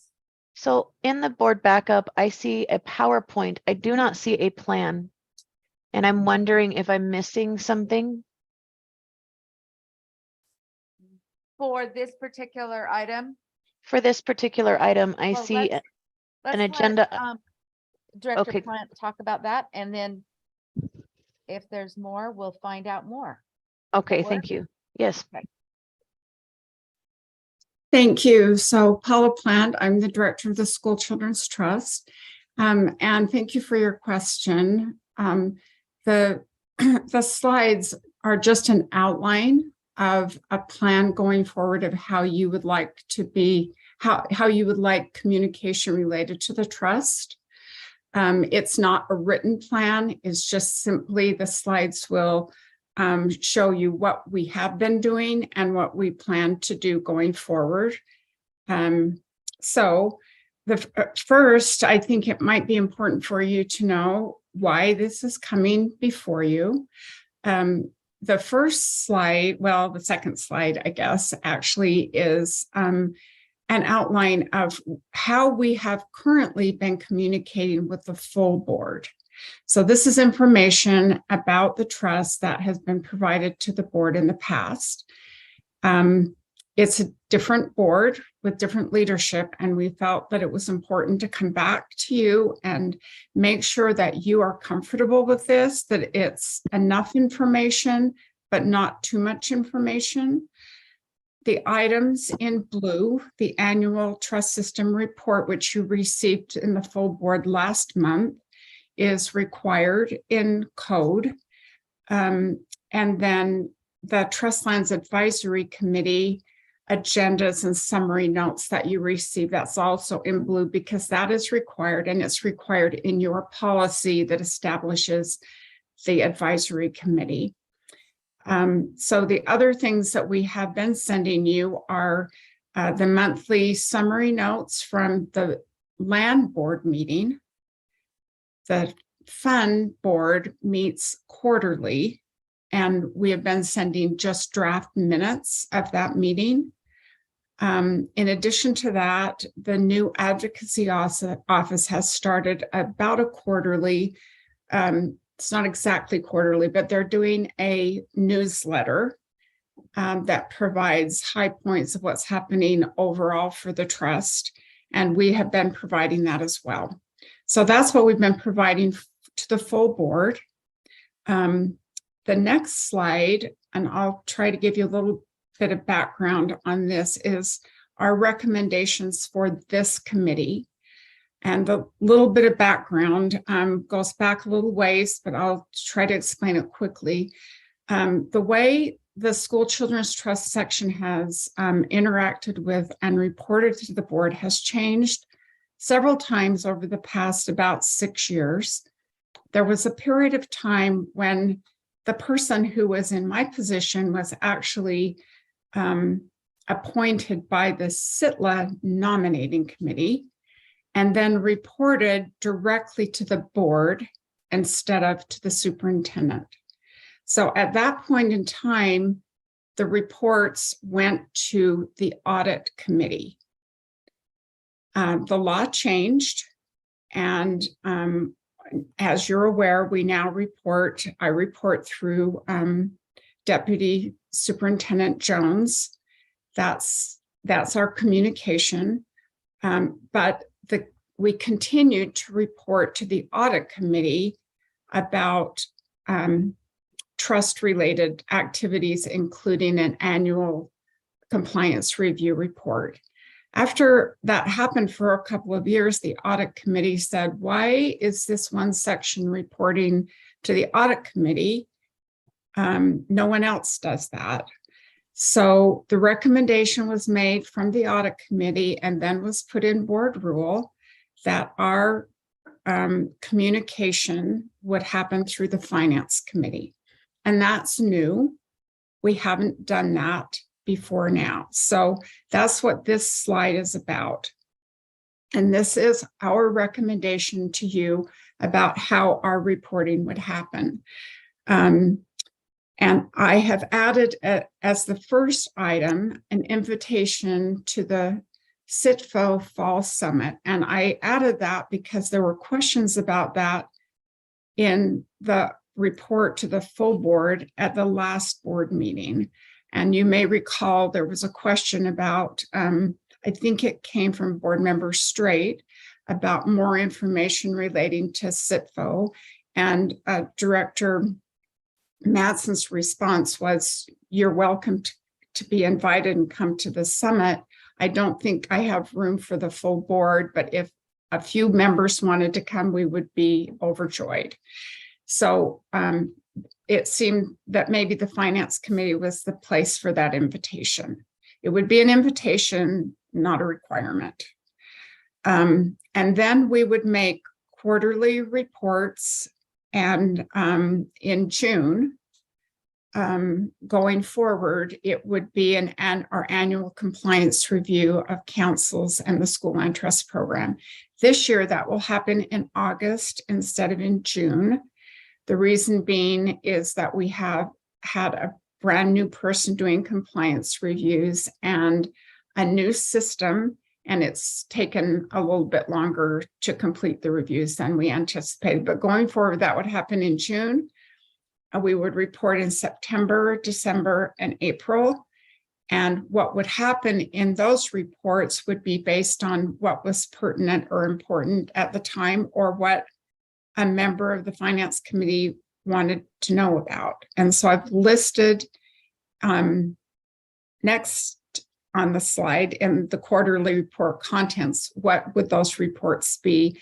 And there's kind of a list there depending on what seemed to be important at the time. So that's our recommendation to the Finance Committee. The last piece of this is that the trust system, so all of those groups that were in front of you in the full board meeting last month, are working together on a social media outreach. And that will launch soon, I think in a month or so. And if you wanted to participate in that, anybody obviously can participate in it. It might eventually, you might eventually feel that you maybe don't need some of the other reports, but we would revisit that after the system is launched and you've had an opportunity to participate or not. So those are my recommendations. And rather than being a written plan, the plan is just what's on the slides. So if there are questions. Chair Moss. Yeah, thank you very much, Paul. I love this system. I've spoken to you about it. I was on the receiving end as a community council member and chair for several years, and getting this money is really beneficial, as you know. So having seen the opportunity for people to use it, I'm really interested in that, you know, kind of the end of the row issue that you've listed here on the final slide, how schools use the funds. Is that, and I should know this, my apologies, is that already kind of sorted and sliced and diced in some way, or is it just listed somewhere? I assume it is, and I just haven't tracked it down. But if that's something that you're considering putting out through social media outreach, is that, in whatever format it currently exists, something that might also be included in those quarterly reports? We've just been having some discussions here about, you know, what's being effective out there and how we take on our finance duties in a way that helps support things that are working. And so this is an interesting part of the landscape out there. What are schools doing with this money? I know you're not analyzing the effectiveness of what that is doing, but it would be interesting for us to see that item if it's available. Is that something that might be rolled into a quarterly report? May I respond? Yes, please. So absolutely. In fact, the SITLA board now receives a report right at the very beginning of the land board meetings that highlights a particular school or beneficiary about what they are doing specifically with the money. And the board, it's their favorite part of their board meeting. So we would be happy to provide that. For you, it might be a little bit different than for them. We might highlight a particular district and talk specifically about what that district is working on specifically. As we read plans, it's very clear that since the School Land Trust Plan is supposed to support the overall school improvement plan, that there are sometimes similarities in the plans throughout the district. And so we might look at that kind of report back, but absolutely, I would be happy to do that. Could I follow up? Please. Thank you. And that is the highlight, is seeing, you know, individual examples of effective use. Is there also any kind of aggregate report out there that just either lists all of them and what they used it for, or does anything like, you know, technology, salary, well, there's limitations on salary, but you know, like the different kinds of things, is that sorted at all, or is there just kind of a large aggregated list of what everybody's using the money for? Yeah, if I may, the place where it's all stored is on the School Land Trust website, and it's public for anyone who wants to go there and look.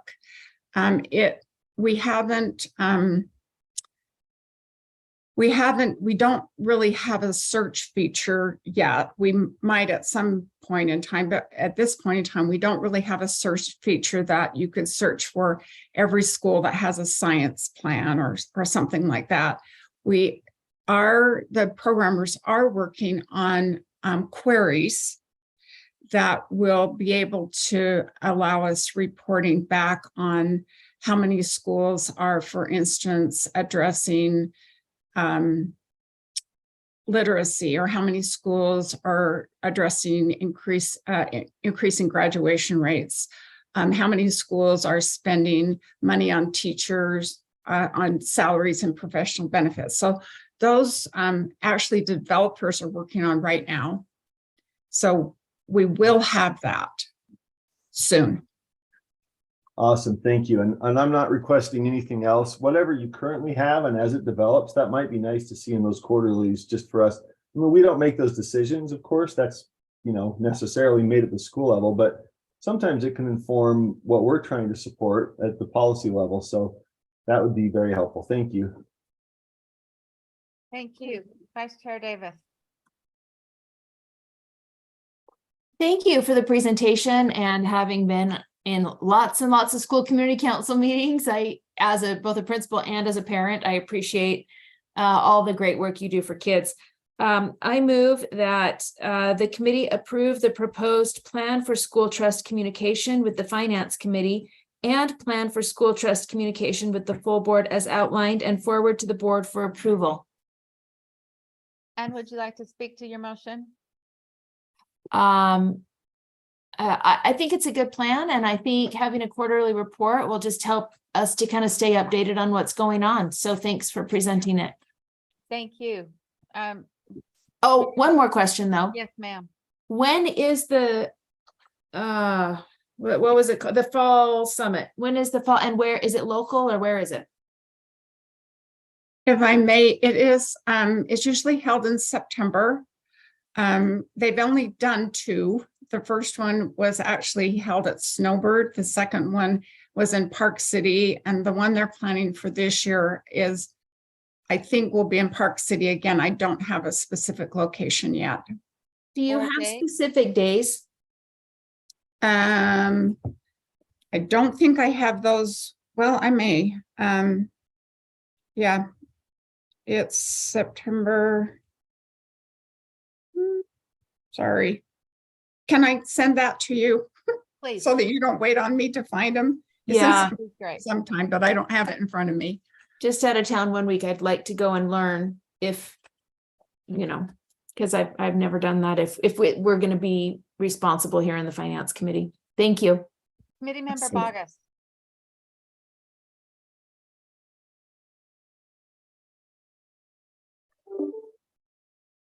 My apologies. I just have a couple questions for Ms. Plant, if that's okay. You bet. Thank you.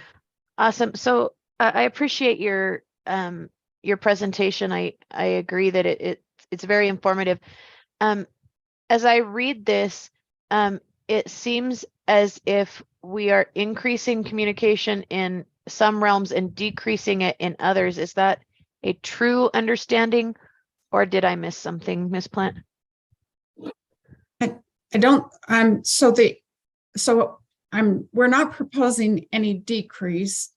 The increase would be the change from reporting to the audit committee to the finance committee and how that would happen. Okay, so if I'm understanding you correctly now, your current communications with the board would stay the same, and you're mobilizing communications from audit to finance, and that is the same. It's not exactly the same as what we're doing to the audit committee. The audit committee reports were more focused on compliance and audit types of reports. So our reporting to the finance committee will now be more generally about the overall program and the overall trust system. So is there a reason we moved it out of audit? If I may, yeah. So the reason it was in audit in the first place is because at one point in time, this section reported directly to the board instead of through the superintendency. The law changed, but those reports to the audit committee continued. The audit committee then at one point said, why does this one section in all of the State Board of Education report to us instead of someplace else? And so that's when the discussion occurred that there still ought to be communication with the board about the trust, but the audit committee was probably not the place it should happen. Okay, thank you. I appreciate that, ma'am. Thank you, Chair Norton. Thank you. So we have a motion before the board. That motion is that the committee approve the proposed plan for school trust communications with the finance committee and plan for school trust communication with the full board as outlined and forward to the board for approval. Committee members, if you'll go ahead and please vote.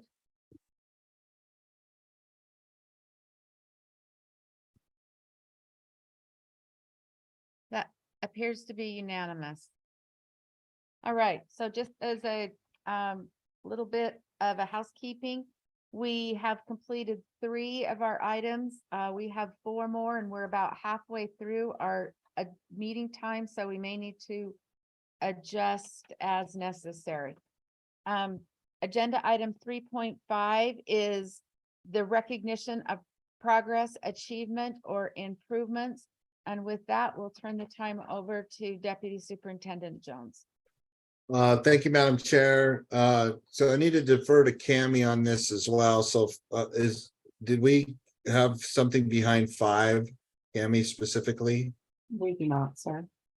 Okay, right. So, you know, we take the opportunity as much as possible to recognize staff accomplishments, progress, or improvements in our processes. But this month we don't have anything specific to that, other than we, as a perpetual item, provide you, the Finance Committee, items 5.1 and 5.2. So let's just briefly, at your direction, ma'am, if I may, just elaborate a little bit further on 5.1. Thank you. So that's our USIMS update. This month, we're not doing a comprehensive slide-by-slide drill down, but I would like to pause and see if Finance Committee members had an opportunity to review the backups, and if there's any questions or concerns with, you know, the latest update or iteration that myself or Director Feld or Katrina can answer related to item 5.1. Any questions or concerns with USIMS? I am not seeing any hands at this point. Okay. Well, just a quick one. Just Sure. if you just kind of follow up with us next month or in August and let us know how the licensing went with the deadline pending in June Will do. 30th, how folks are doing. Yes, ma'am. So Madam Chair, through you to Vice Chair Davis, I had notified you as Finance Committee leadership and board leadership that, and this goes to, I believe, Chair Moss's earlier question or concern about funding. You know, is there enough funding for USIMS? You know, we've had certainly some challenges with the licensing renewal process within USIMS, but I think staff have come together very well. The team led by Katrina is coming together very well to get through this. We're just, you know, really obviously concerned about the impacts to educators where they're encountering issues with the licensing renewal. So I'll provide that update as part of, or we will provide that update as part of the drill down or the more extensive update on USIMS at the next Finance Committee meeting in August. So. Thank you. Committee Member Bogus. Yes, ma'am. So I just wanted to, first of all, if I could just thank Deputy Superintendent Jones. I always love that when he addresses us, he states a question, gives context, and restates the question. And it's always so super helpful for me. So I just wanted to say thank you for that. And then honestly, I forgot my question. I will come back to it or I will text the deputy. Thank you, ma'am. Thank you. All right, Deputy Jones. Well, your direction, ma'am, then we can move on to 5.2. This is not a drill down either, but we do, these again are perpetual agenda items so that because of the magnitude of the projects, if you recall specific to Utah grants, this came out or stems from the task force, reporting and requirements task force. We were given a lot of great opportunities and feedback or input from members of that task force, and we feel strongly that we are proceeding with taking their input and their feedback and recommendations and making Utah grants an even more viable resource to our LEAs and then also internally to the staff as well. So no comprehensive update on Utah grants as well. But I'll pause here and at your direction, ma'am, if there's any questions or concerns from committee members, we'll take those now. Hey, I am not seeing any questions there either. Okay, and we will do, a subsequent more detailed briefing to you all in the September meeting. So August meeting will be more detail on USIM's September Utah grants. So now at your direction, ma'am, if we could proceed to 5.3, this is actually a comprehensive review. If you'll recall, the committee and board directed a specific timeline. All this is an update with the intent that by November we'll have accomplished, if you will, getting the governor's recommendations all considered and then the 3 recommendations covered by November. But with your permission, ma'am, we can give you an update. We're June, obviously, so we're getting closer to November, but we'd like to provide you a more detailed update on the progress that's been made by our excellent school finance staff and Dean, our school construction specialist. So if you'd recognize Director Uri and Dean, they can provide that more detailed briefing to you all. You bet. Director Uri and Specialist Dykstra, we would love to hear about this. Thank you. Thank you, members of the Finance Committee. And if Cami wouldn't mind driving for us, that would be fantastic. As you recall, the governor's letter, which is in the backups, specified 3 specific recommendations, which are to develop a standardized cost reporting system, update USBE's school resource construction manual, and then prepare a repository of practical resources and analysis tools. And so we'd appreciate, let's see, Dean was here. Still here. There he is. Okay. He anyway, and so Dean's here to report on our progress. We really appreciate Dean's expertise, and he's only been here a short time, but really diving into this important endeavor. So if Cami could open the USBE governor's recommendations, it's that top one, and we'll turn the time over to Dean Dykstra. Okay, thank you, Cami. So yeah, we can just move to the next slide. This was the original timeline that we discussed earlier this spring. An approximation of getting these items completed. Next slide. This is effectively what my office provides right now, and it is specifically for new school and facility construction and remodeling. And effectively, we are supplying compliance and support.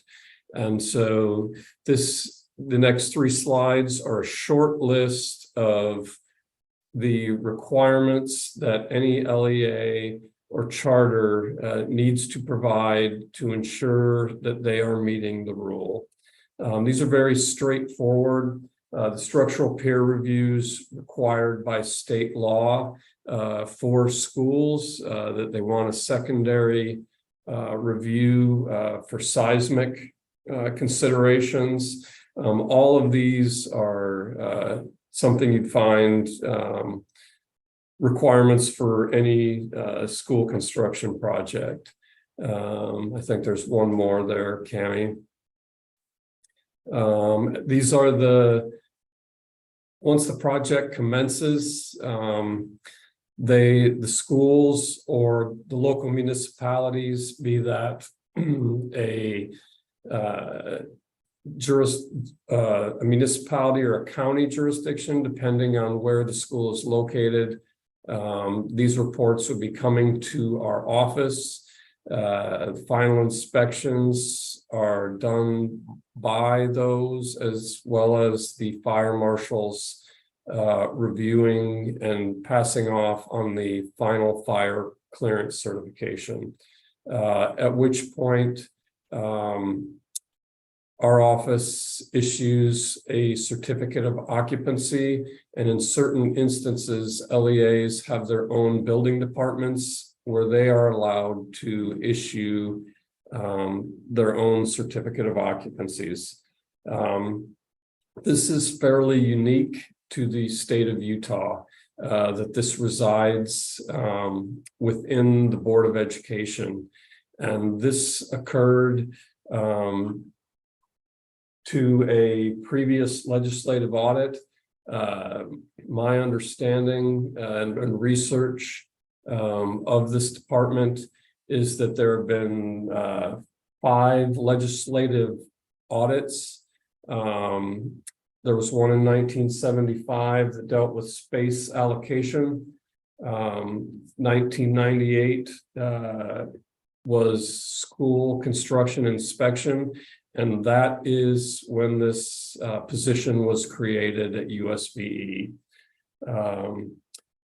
2001, there was another audit talked about facility database that was never funded.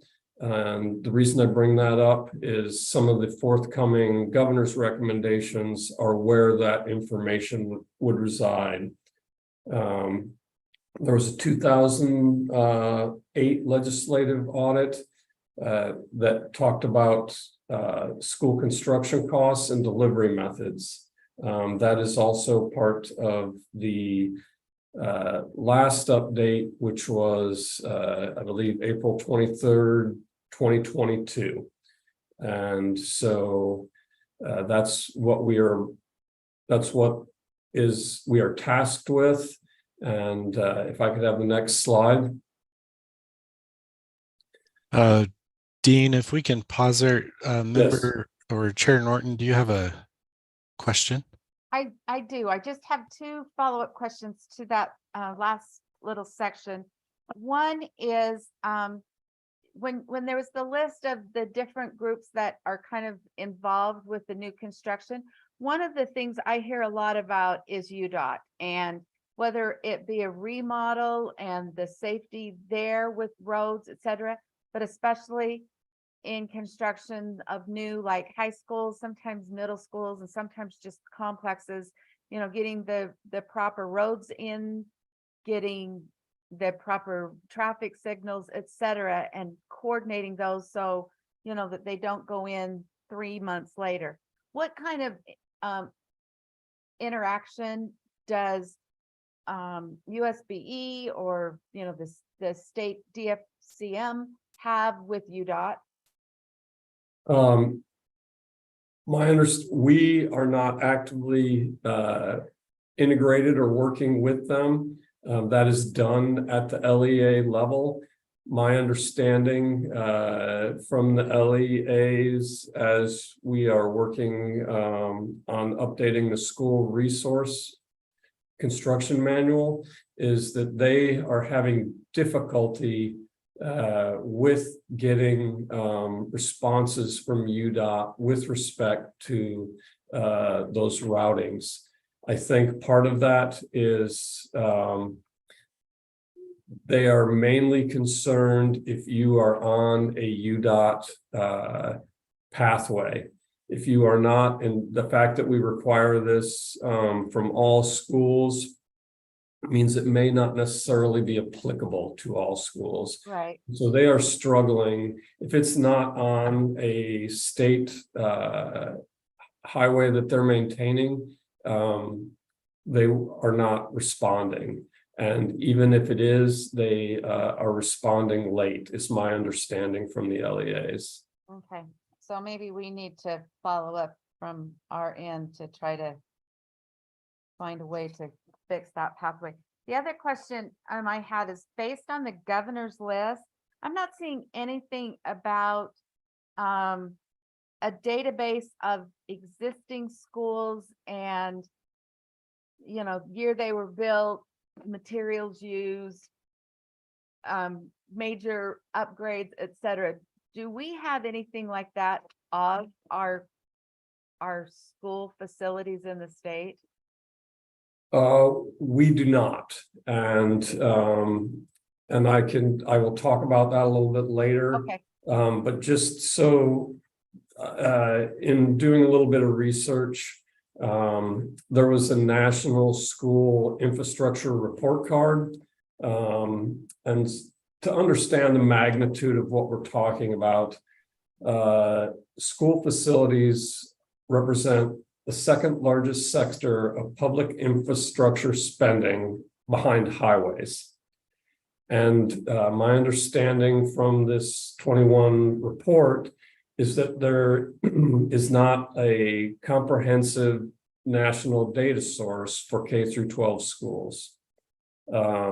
So it's not just that it's occurring at state levels, it's occurring at a national level as well. But a lot of that information, again, I do not believe in 2001 that there was funding put forth to create that database. I met on Wednesday, we had a meeting regarding the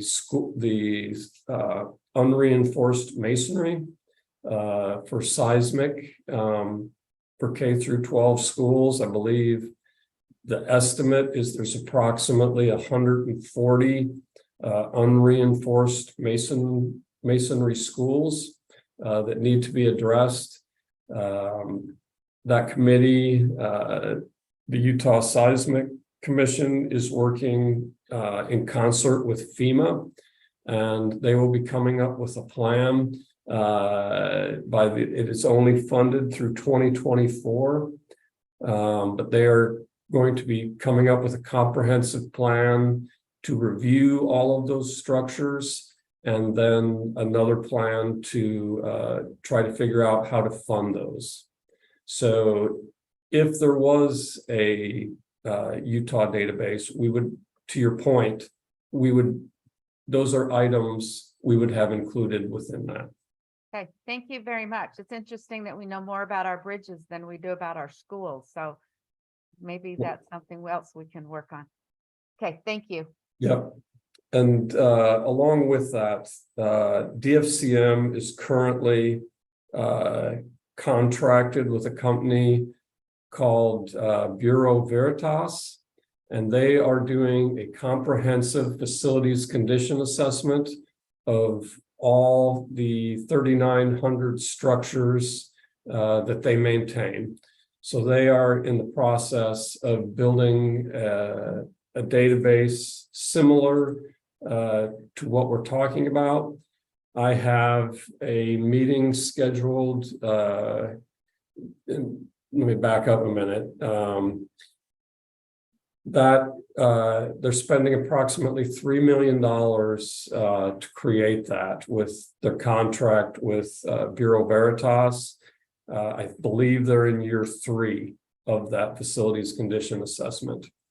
I have a meeting with Bureau Veritas next Friday to discuss their expertise in facilities condition assessments for K through 12 schools, to get an understanding of what they're looking at versus what the Board of Education may want to have in that database.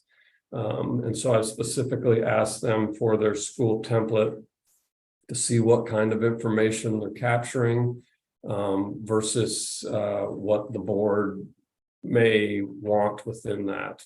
But that would come at a substantial cost and significant duration, in my opinion, based on their timeline and the costing that I'm getting from DFCM. Thank you. Committee member Straight. Yes, thank you. So I was curious about the life cycle cost analysis. Yes. We were talking earlier about the process for USBE being a bank for low-cost loans for school construction. Do we know if there are requirements for at least those buildings that USBE has to approve about the life cycle cost analysis? We currently do not require that. The financing portion is done at the LEA level. And so we are not reviewing any of that information. And that's why I had the previous 3 slides. I wanted to make sure that I delineated between what our role is versus other roles that are occurring in the facility management sector. There's effectively construction management, which is being borne by the contractor. There's construction inspection and code compliance, which is done by municipalities. And in this instance, it's done effectively by me. I'm in the 25 years, I'm the 5th person to hold this position.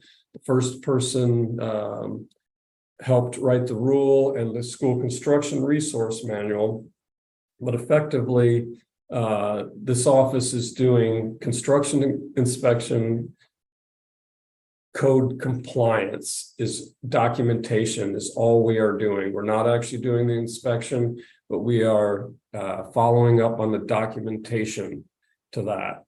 Another part of the industry is the contract management. That contract management is being done by the LEAs at that level, or they are subcontracting that out to construction managers or their design professionals. Also, at the LEA level, they are doing project and portfolio management. So that project management is occurring at the LEA level. And many of these items that we're talking about are part of the broader scope of facilities management. So let me interrupt you there. I appreciate that we're not getting into the business of the LEAs. I was specifically referring to when we become the financier of a project. Let's leave the LEAs where they're at, but yeah, I'm not looking for an answer to that either. I just was curious about that. Thank you. Yeah. And so these governor's recommendations are part of facilities management, which is different than the compliance that we are doing. And so all of these items would be considered facilities management items. They're done at a broader level. They're looking at the portfolio of buildings within the district, whether that regardless of scale. And so these are something that DFCM has subject matter expertise in. You know, when I first saw these recommendations, my initial question was, where did they come from?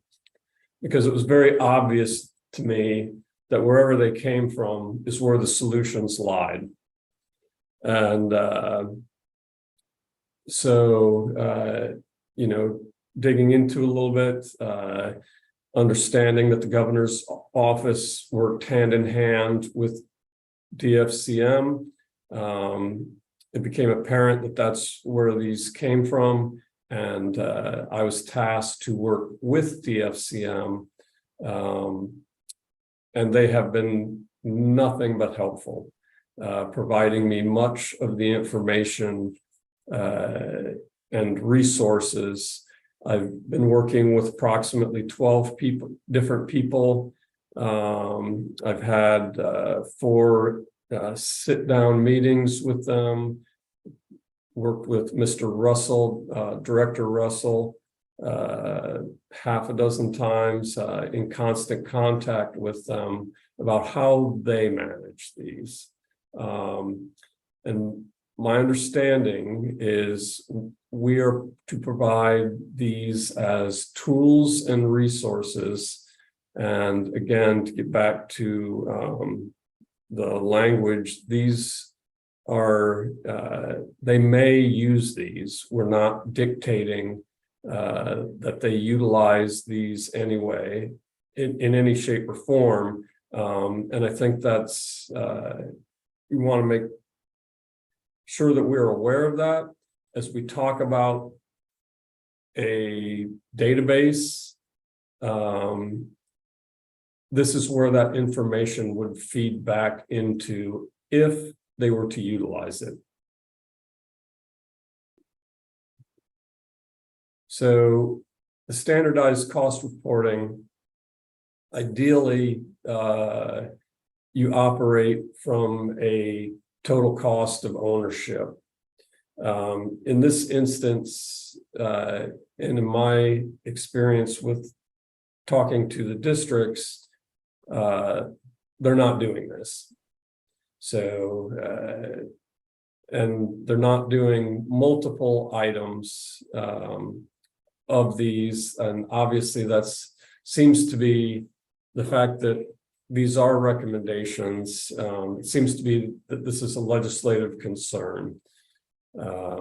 So we can provide all this, but if they don't utilize it, you know, we're still exactly in the same position. So no one's providing this. A standardized cost reporting system effectively occurs at 2 levels. It would occur at the project cost reporting level for each project, but then some of the future, the recommendations we're going to look at in a minute, feed back into the facility cost reporting, which is what, again, you would want for a total, for a database, is your facility maintenance cost, your facility condition assessment, so you understand the age of your, you understand the condition of your aging infrastructure. So I have actually received 2 different templates for each of those, one for project cost reporting and one for facility cost reporting that we can provide to them. Yes. Could we recognize Chair Moss with a question right now? Or Yes. comment? Yes, Thank ma'am. you.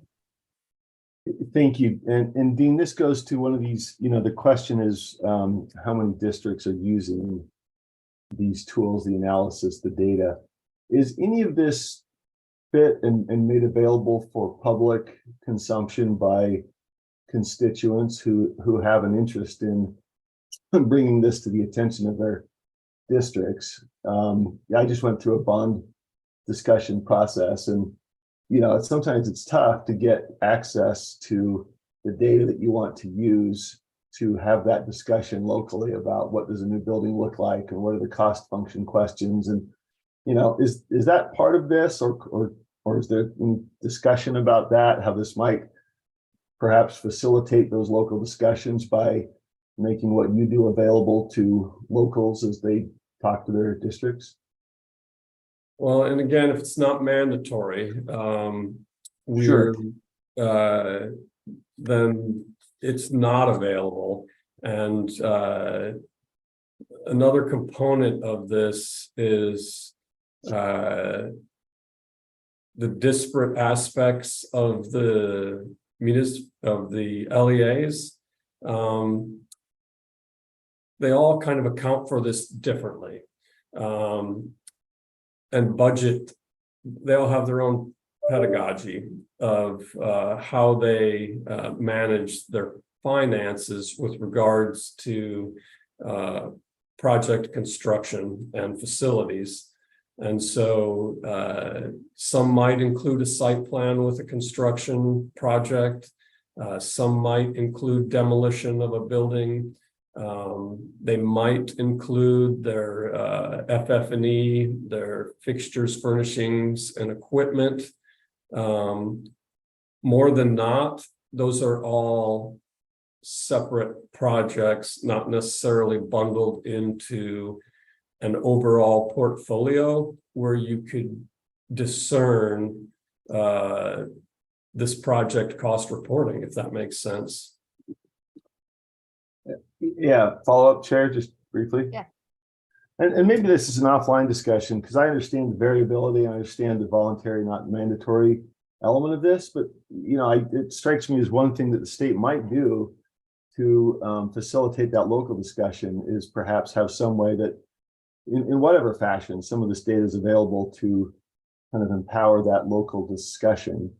So maybe that's an offline thing, but in between, optional and mandatory, there's a possibility to, kind of facilitate through transparency some of that discussion by those who are at the local level and having those conversations, right? So I'm curious about maybe following up on that. Just having been through it the first time, there's a lot of discussion that seems to me a little bit lacking in data when local constituents have that discussion with their district. And it seems like there's some data in here that might enlighten that discussion if there's some way to get it out there. That's a big question. So I'm just throwing it out. Maybe we could talk offline.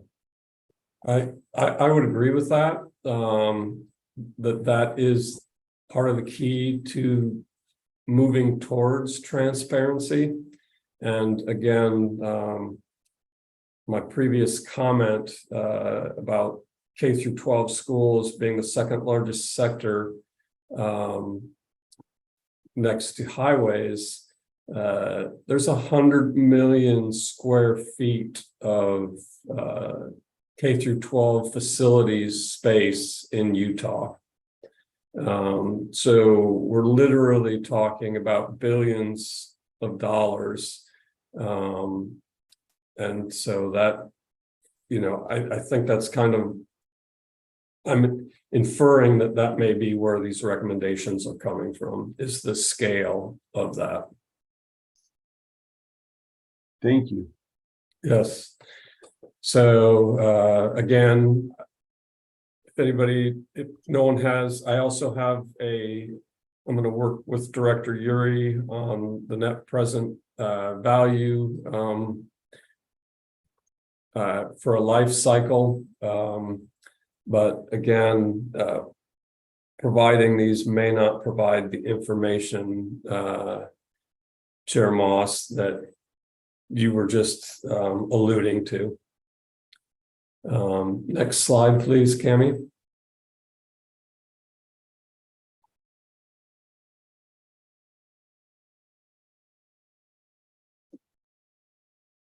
So I've been meeting with some members from different school districts. It's kind of hit and miss with how many people are showing up. We're meeting weekly, planning on through July. we've started out discussing the governor's recommendations so I could find or try to discover if they're actually utilizing that. A lot of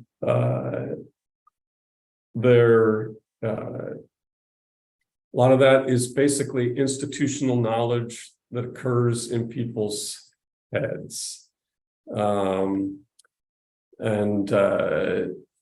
So the items we were previously talking about. So we've worked through the governor's recommendations, trying to understand that. At the last meeting, we worked through the forms and figured out how to optimize that. A lot of that information, again, does not reside in a database. It resides in a specific project folder specific to the LEAs. So a lot of that information could be gleaned into a database. It is not there now. So part of this is we're going to be updating the website, and with that we will update our links. I've been reviewing the previous versions of the SCRM and reviewing previous edits, and we're going to go effectively chapter by chapter through that, and I will understand by the end of June how fast we're moving through that.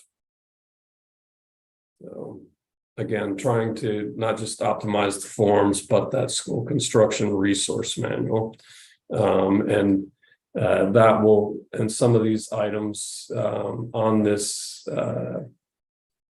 governor's recommendations will reside within that manual. Next slide.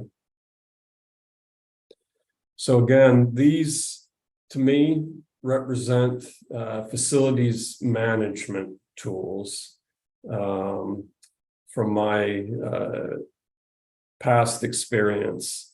Again, I have an example of that MPB template. I've in discussion talking with Nikki Sanchez at purchasing to understand what people are utilizing for the RFP template.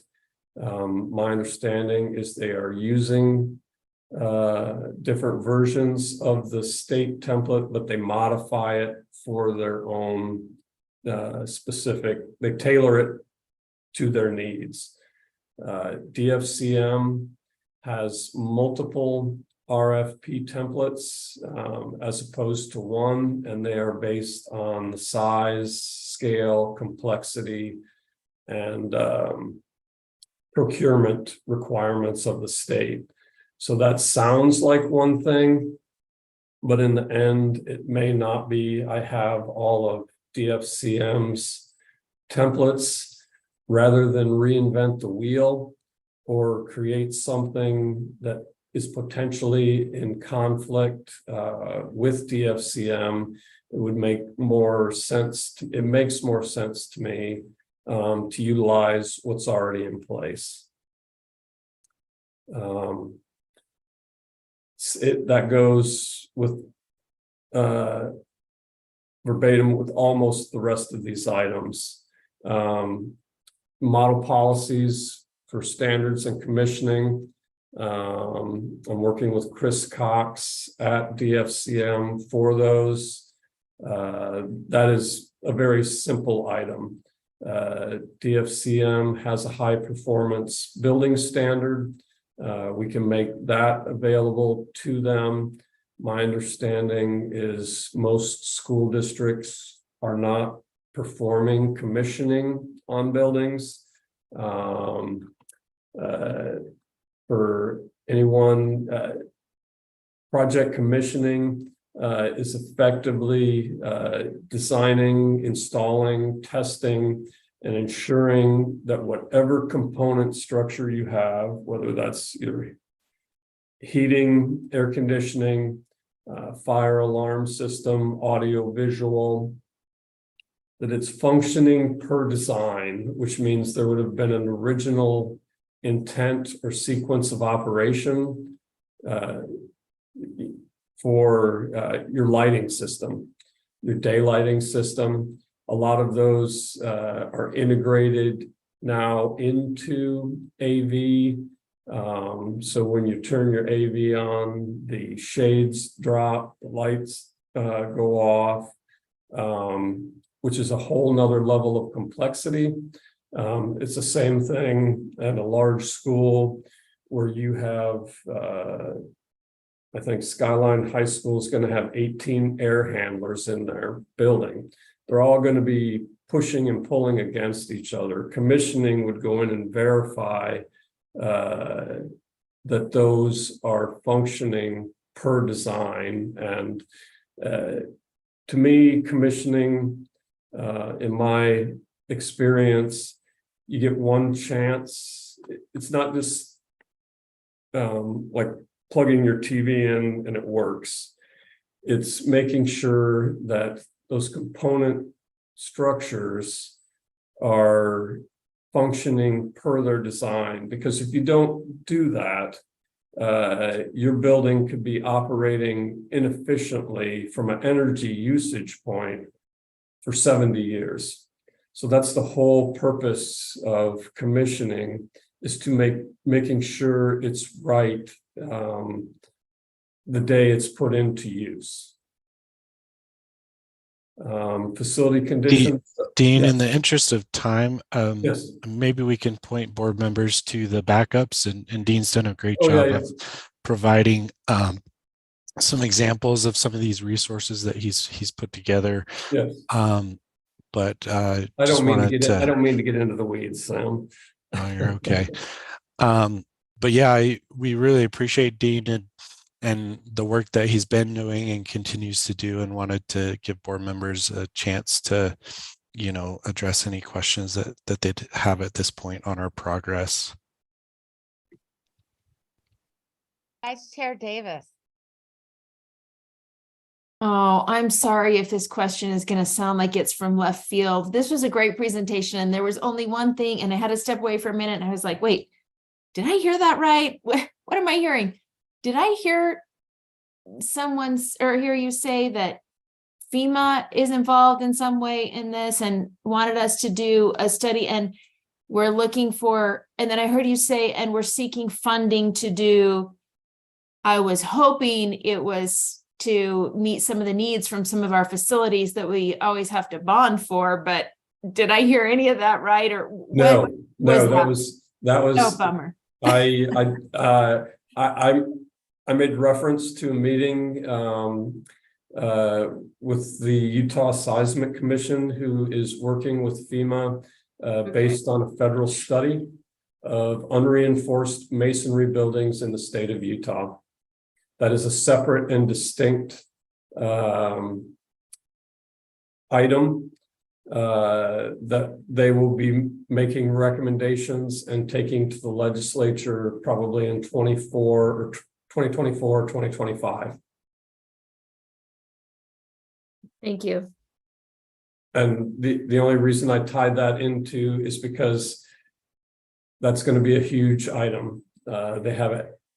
It would be a huge item for the LEAs and facilities management in the state for those specific districts that have those identified unreinforced masonry buildings. Thank Thank you. you very That's much. helpful. I apologize for inadvertently bringing Getting that you up. really excited about. But what was the funding for? You said we were going to seek funding for something along that area.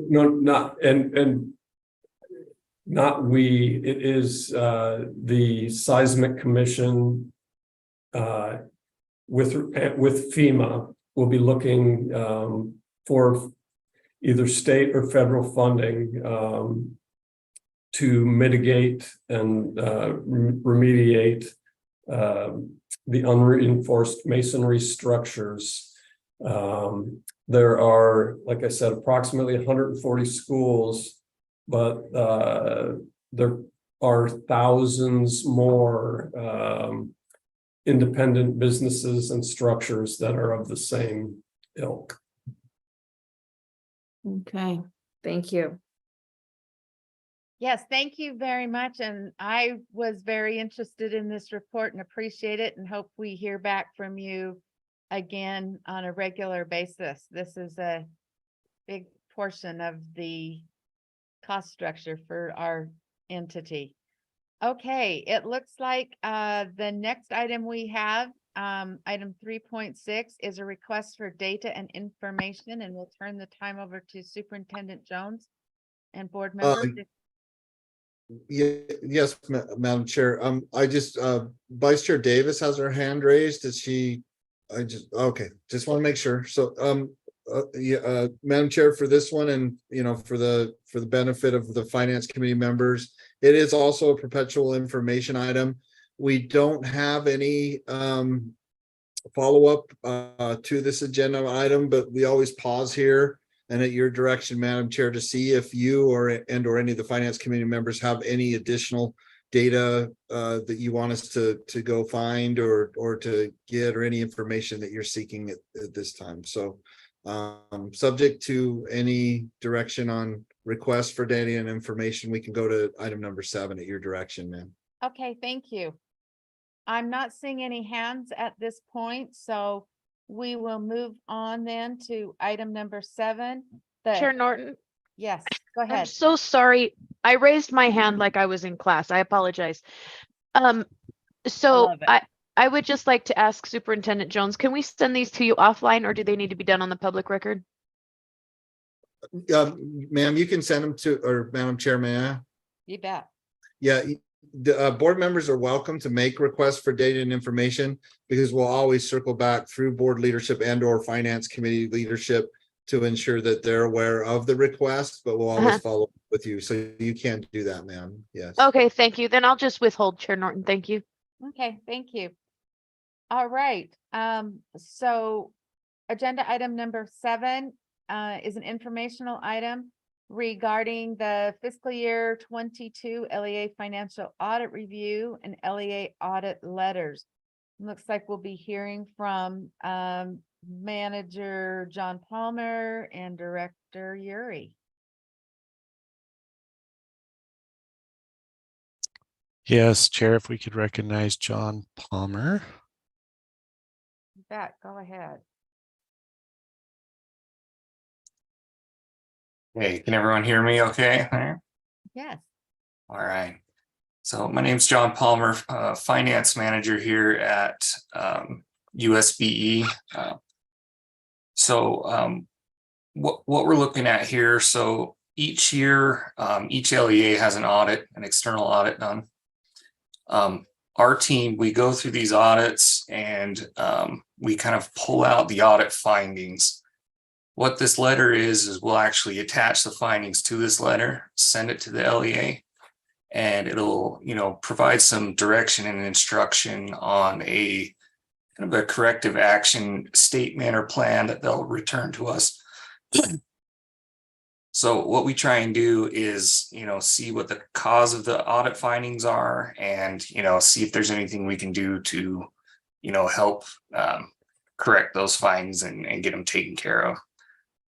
So what we don't want to see obviously is any findings, but when we do see them, we try our best to ensure that we don't see repeat findings. So this is a tool that helps us see what the cause was and what the LEA planned action is to mitigate these findings. This is a kind of a new template here. We've always somewhat done this. But this template should allow for faster processing. So what the goal was to get these out sooner to the LEAs. So that'll give them more time to create a plan and put it in place during the current fiscal year. Some of these statements in this letter, so depending on what type of finding, some of these things are required by the federal government. So if it's a finding for federal funds, there are certain things we have to do and request. And it's all kind of outlined here in the letter, and I believe we've been sending these out, and you should be copied and seeing these go out. So I'll stop there and see if there's any questions. That's kind of the high level here of what this letter is. I am not seeing any questions at this point. So continue on. Okay. So pivoting from the letter, I guess, I don't know who's controlling here. Can we click on the summary there? So this is kind of a breakdown. This was kind of an early version here. This is kind of a look at 3 years of audit findings that we received out there. So each year, the external auditors don't necessarily test every area. So some areas they test every 3 years. So there may be more audit findings in 1 year than the next, but that doesn't mean, that we increase that significantly or drop. So for example, in 2020, you see 107 findings, and then that dropped to 49 in 2021. So that could just be that the auditors, some of these areas they test every 3rd year, for example. But here in 2022, so we cleared 3 of the ones at the top. So we had 10 findings in cash management. So what these are, they're state compliance findings relating to the State Money Management Act. Usually what we see there is checks and cash aren't deposited within 3 days, which is a state requirement.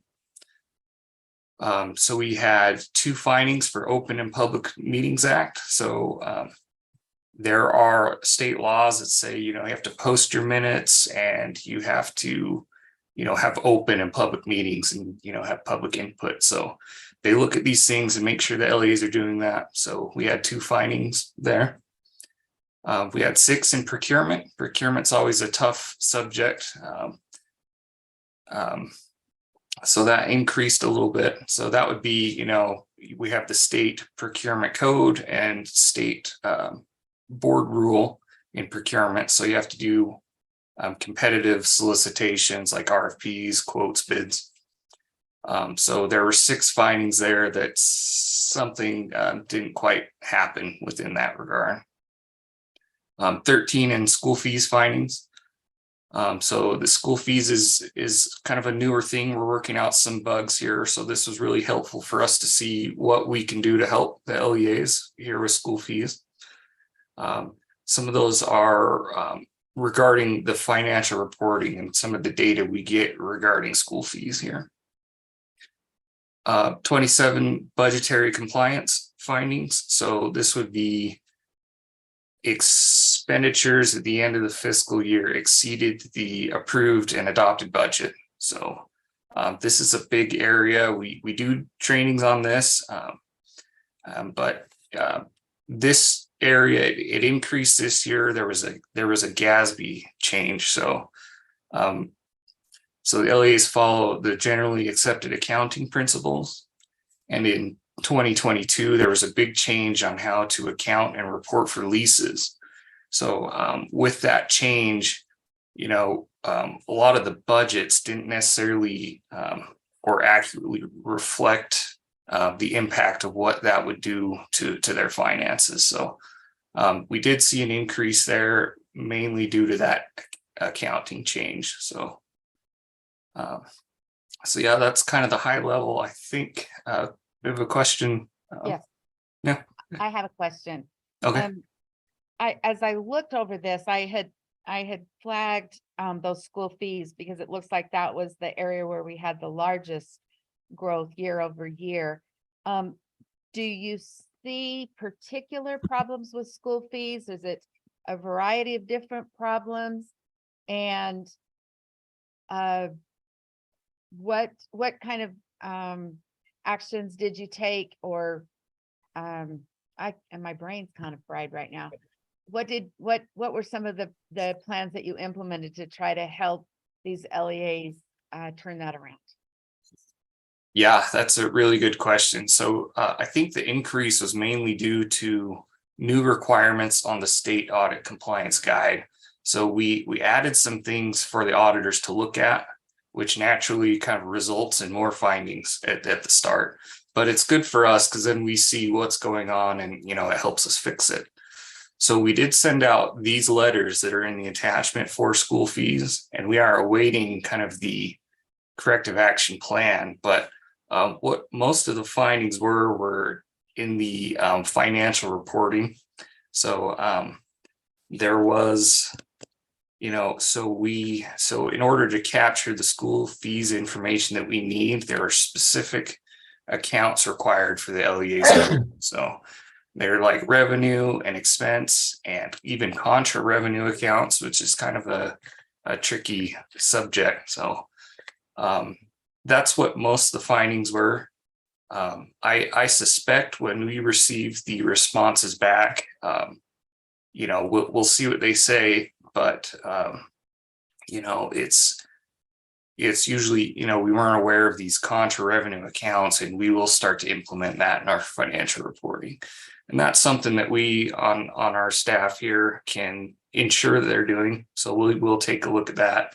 We will do follow-up, and, you know, because, you know, we do want to help here. You know, audit findings are serious, but this is actually a good tool for us in order to help and know what to train on and where to focus our efforts for the year.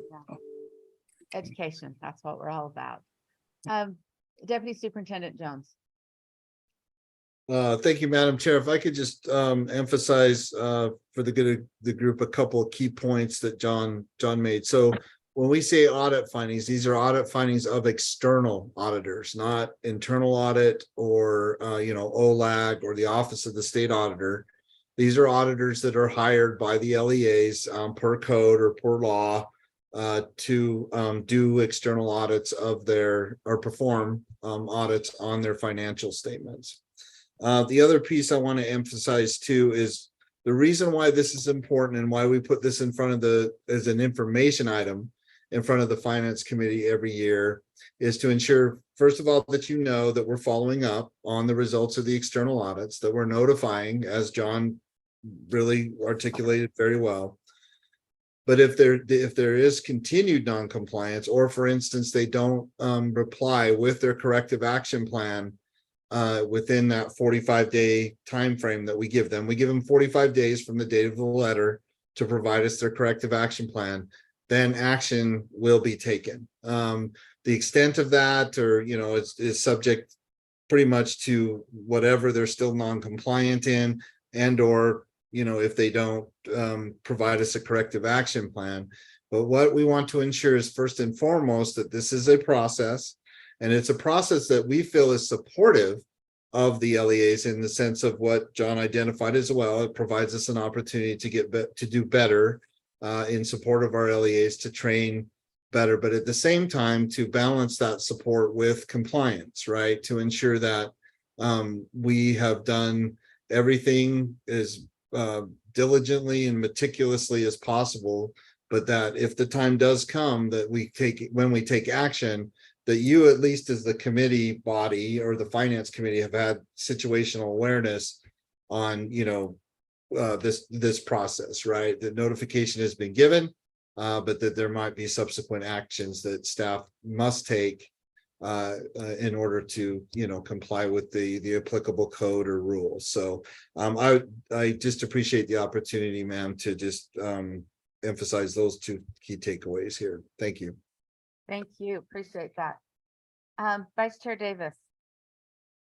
Yeah, I just thank you, John, for the report. I think it's been really helpful. And I hear sometimes from constituents, well, you know, USBE doesn't do anything on compliance. And it just is that we're actually doing a lot of compliance, and we're looking at a lot of corrective action plans. So I may sound like I'm talking out of both sides of my mouth when I bring this point up, and Deputy Superintendent Jones will probably be like, oh no, this again, we are beating this horse to death.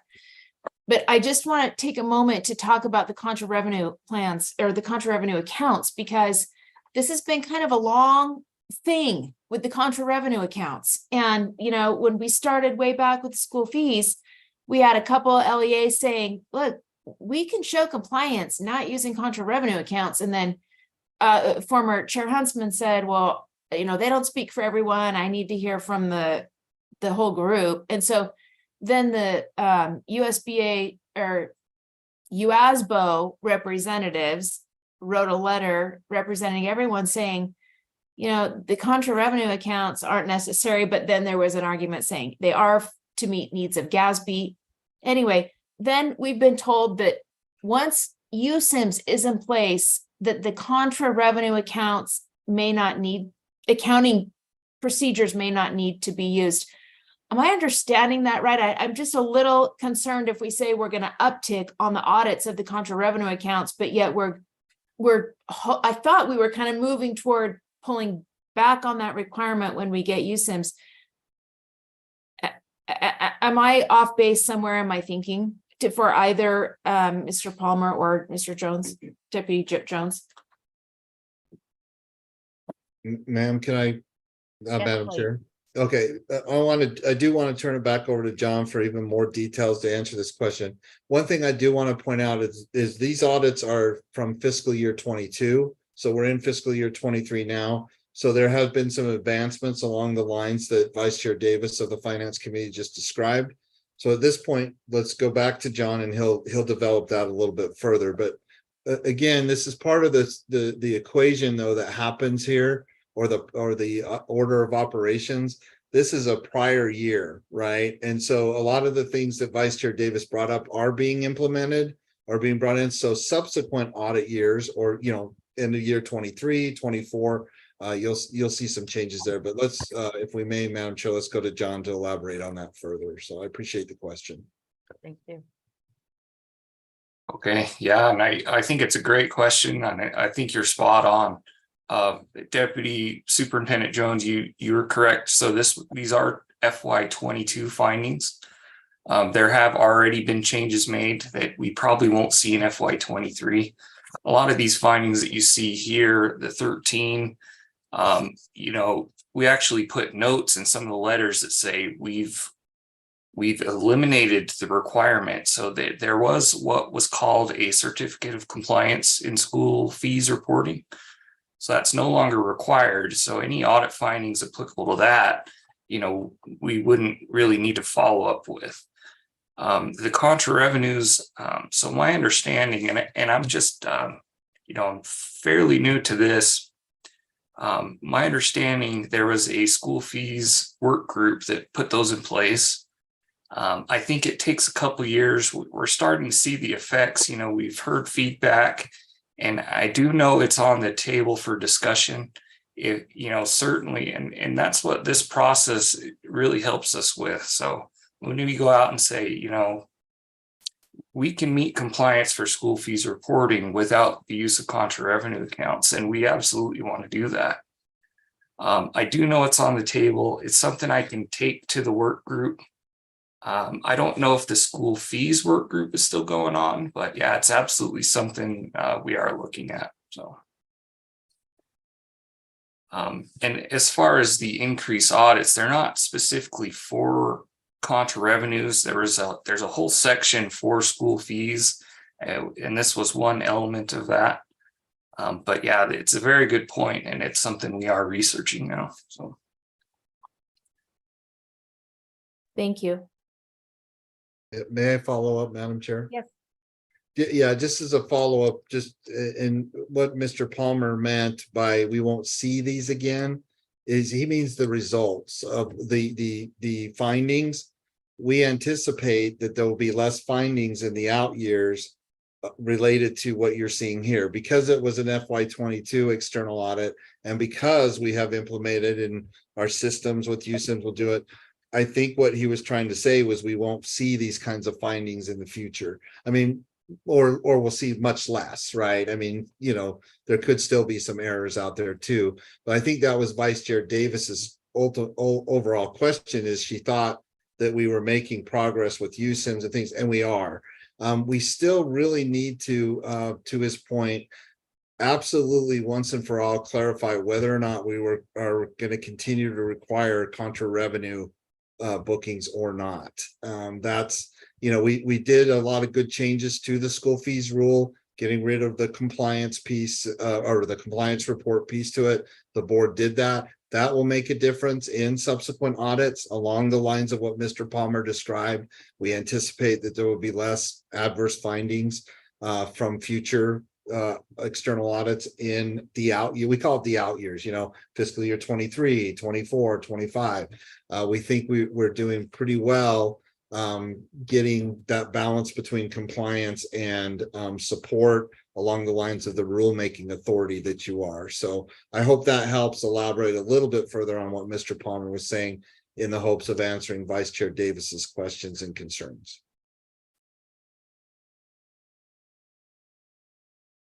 Does that answer your question?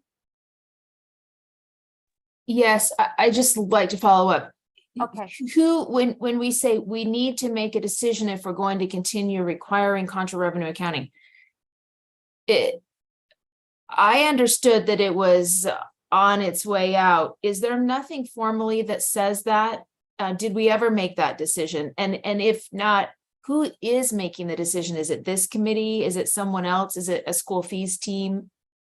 Where does that lie? Ma'am, if I may, Madam Chair. Go ahead. I think it really does lie with the board, in the sense of we could, as staff, could bring it to a rule. And just because it is such a, I don't know, for lack of a better term, controversial requirement. I really think it would probably be a value add that we get it, codified somehow, or something. The school fees task force was absolutely valuable. We're not meeting like that anymore, though. So if we could bring the rule back and, maybe get that, clarified on what the procedural aspects of that. I anticipate, we're still a year away from USIM. So I anticipate that with the removal of the compliance piece, reporting piece, most recently by the board, we still have this other year here, though, before the systems will be able to, real time provide us transactional level details on, the bookings, if you will, of when a parent comes into a school, pays for those school fees. There's still some anomalies or shortfalls, if you will, of the ability for LEAs to connect down to the school level to get those. So we were trying to balance this with the time it will take to get to what right is with the systems, but then requiring that at the same time. So I feel strongly, Madam Chair, of answering Vice Chair Davis's questions or concerns of, hey, are we moving towards resolution of this once and for all? Yes. But if we really want to make sure that something isn't required or still is, we really should specify that, even if it's just for fiscal year 24, right, which starts in 30 days. So there are a lot of questions and concerns out there from the field on, well, am I still required to do this? Am I not? And then, of course, many feel like they should not have to do that. Very fast follow-up, Chair. In your estimation, are you saying, do you feel like it's needed one more year and then it will not be needed once USIMS is up and running? I do. I think the reason, I can't speak for, and through you, Madam Chair, to Vice Chair Davis, is that the whole reason why it was proposed to do that, right, wrong, or indifferent to this, was this idea or sense that, in order to be able to know or see what actually happened at that time of transaction when the school fee was paid, right, because the systems weren't able to do that, then it was necessary. But as we progress together for one more fiscal year, I think maybe requiring that would be good, because obviously Sam or John can correct me if I'm wrong, but the external auditors felt like it was still a requirement, for them to book the contra revenue accounts, hence the findings in 22. I still think that's the case for 23. So we still might see those types of findings, and it still is likely for 24, but after 24, all things going well, with system interoperability and things like that. I think for fiscal year 25 would be the first year we could absolutely say, hey, you really don't need to do this to that level of detail at that point. If Thank we you. want to get rid of it for 24 though, we could, but we need to do that right away so that, when 24 closes next year, the external auditors are not seeing that as a requirement. Madam Chair, if we could just check in real quick with Sam and John and make sure I didn't say anything out of order there and that they agree with what I just said, if that's okay, because they're the experts and they're right there with the LEAs at that point of contact. So Go ahead, Sam. Right. Thanks, Madam Chair. The state auditor's office just this week released the state compliance audit guide for fiscal year 23, and it does still have the external auditors will be checking for those contra revenue accounts. And, as Scott has mentioned, fiscal year 24 starts July 1. It would be maybe a little premature at this point to remove those for fiscal 24, but I think John and I and John has a chart of accounts work group that a lot of LEAs participate in, and we thank them for their participation. But I think going forward, that's definitely what we'll continue to research, and as long as we can comply with state code to achieve the data that we need, then there's no I don't think any of us love the contra revenue accounts is is maybe what I'll say. And so looks like Scott's got some further. Okay. Deputy Yeah, Madam Chair, just real quick. So to Sam's point, and I mentioned rule, but the state auditor's compliance guide, we work closely with them with Chief Audit Executive Davis and her team. We could look to 24, because we're getting to the end of 23, it's still in there. So the external auditors are still going to look for it when they do their audits, for the financial reports this year. We could look to change the state input to the state auditor's compliance guide, without a rule change or specificity in there too. We could certainly do that. It's just kind of a timing thing again with the system. So but back to so Vice moved Chair for Davis' question, that 2025. would be to do it. Yeah, okay, ma'am. Thank you. Thank you. Can that be a motion? So moved for 2025?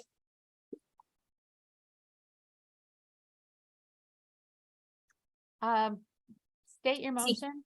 Yeah, that was my motion. I didn't catch it either. Let's have a full motion, not just a so moved. Okay, I move that the committee ask staff to communicate with the state auditor's office for a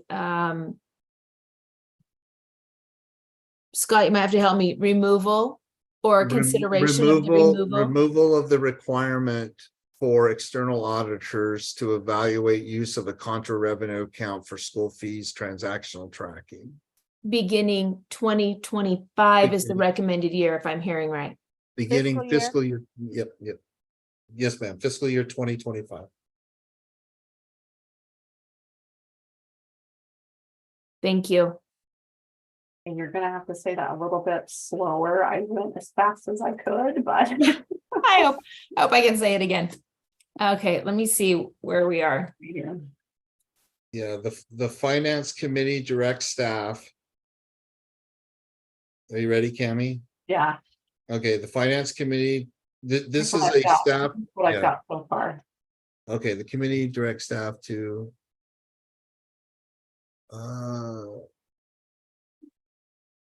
Just to communicate, not compile, to communicate. yeah, okay, sorry, that compile was fun. To communicate with the state auditor's office for the removal of the requirement for external auditors to evaluate the use of contra revenue accounts. Oh, sorry, it looks like Sarah's doing the same thing. I'll stop. Go ahead, Sarah.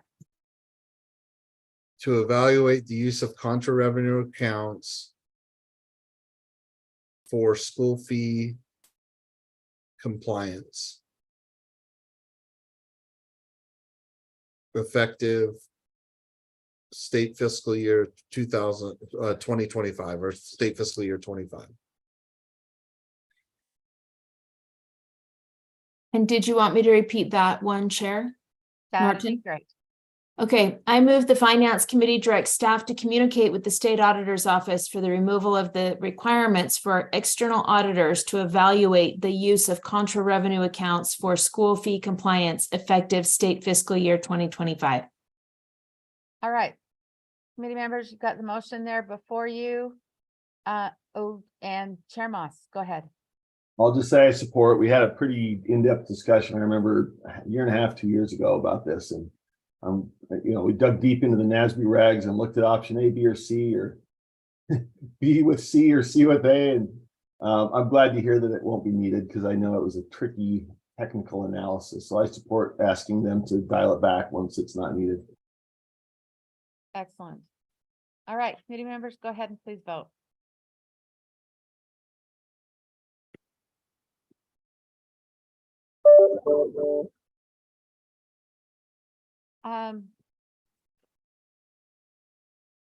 Did committee member Bogus get on? She said she's getting on the road in a message. Yeah, Yeah. and she wanted, I just suggested she check in with Jerry, but it doesn't look like she is able to. So that passes unanimously with Christina Bogus absent. Subject to any more questions or concerns, Madam Chair, that concludes this agenda item. Great, thank you very much. Let's move on to information item 8, the progress update on the rural economies of scale. Thank you. Looks like we have economist Nestor Rodriguez and Sam to guide us through this. And time-wise, it looks like we have about 10 minutes left before this meeting's over. We maybe could go a little bit over, but we do have a 1 o'clock meeting right on the heels of this. So Very good. Yes, if we could recognize Dr. Nestor Rodriguez, our economist. I want to note for the board members and public that in the backups, there is the full WestEd funding study addendum memo. It is very technical.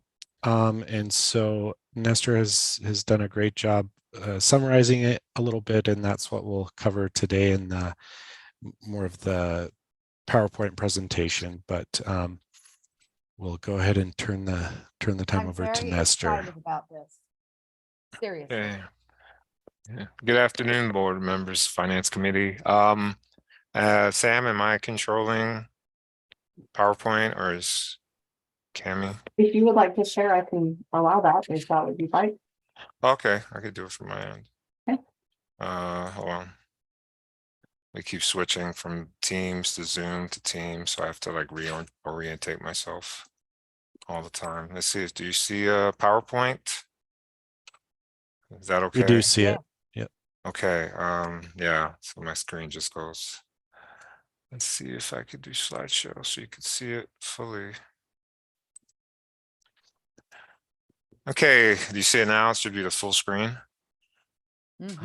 Good afternoon, folks. How are you? Nestor Rodriguez, economist, USBE.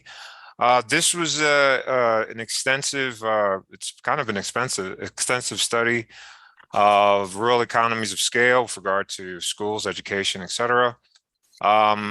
Supplemental material, as Sam has mentioned, has been provided in the backups, including the addendum, the memo. So this was a follow-up to phase 2 of the study that they had done with regard to cost function analysis. I'll try to keep as I put them, the nerdy or geeky things to a minimum. So bear with me, please. But feel free to maybe ask the geeky questions. But the idea was that they did a cost function analysis. The idea is you're looking to estimate the cost associated with education in this sense, specifically with regard to remote schools. The addendum related to, besides district size, school size, also school remoteness. That was really the additional factor that was considered. And there was a considerable change as a result, which I think accentuates their original study, but also incorporates and allows us to understand that remoteness does play a factor in terms of economies of scale. So with the findings, school remoteness, this was the additional finding. Utah, like, understates that has a unique geographical profile, if you allow me. And we see that. So Utah has just a sort of a, you know, in terms of just remoteness, it's not really just remoteness, but also compared to other states, it's a unique sort of remoteness, if that makes sense. The second finding, we incorporated that as an additional cost factor, and that validated an alternative to the original study in terms of recommendations. We use that to, in the funding weights, using remoteness compared to the original study. And then based on the original study, $5.5 million more, $1 million was considered above and beyond what the original study, the phase 2 study, had done. And in total, approximately about $20 million above what current NEST funding provides. So this right here is just sort of give you a sort of an idea of sort of the unique factors that go into Utah in terms of its geography. And so this sort of plays into, not only is it unique, but then in terms of the standard with regard to how you measure remoteness geographically, as we saw and as the BAs pointed out, it can affect how the modeling was constructed. So that was just sort of for sort of geographical representation.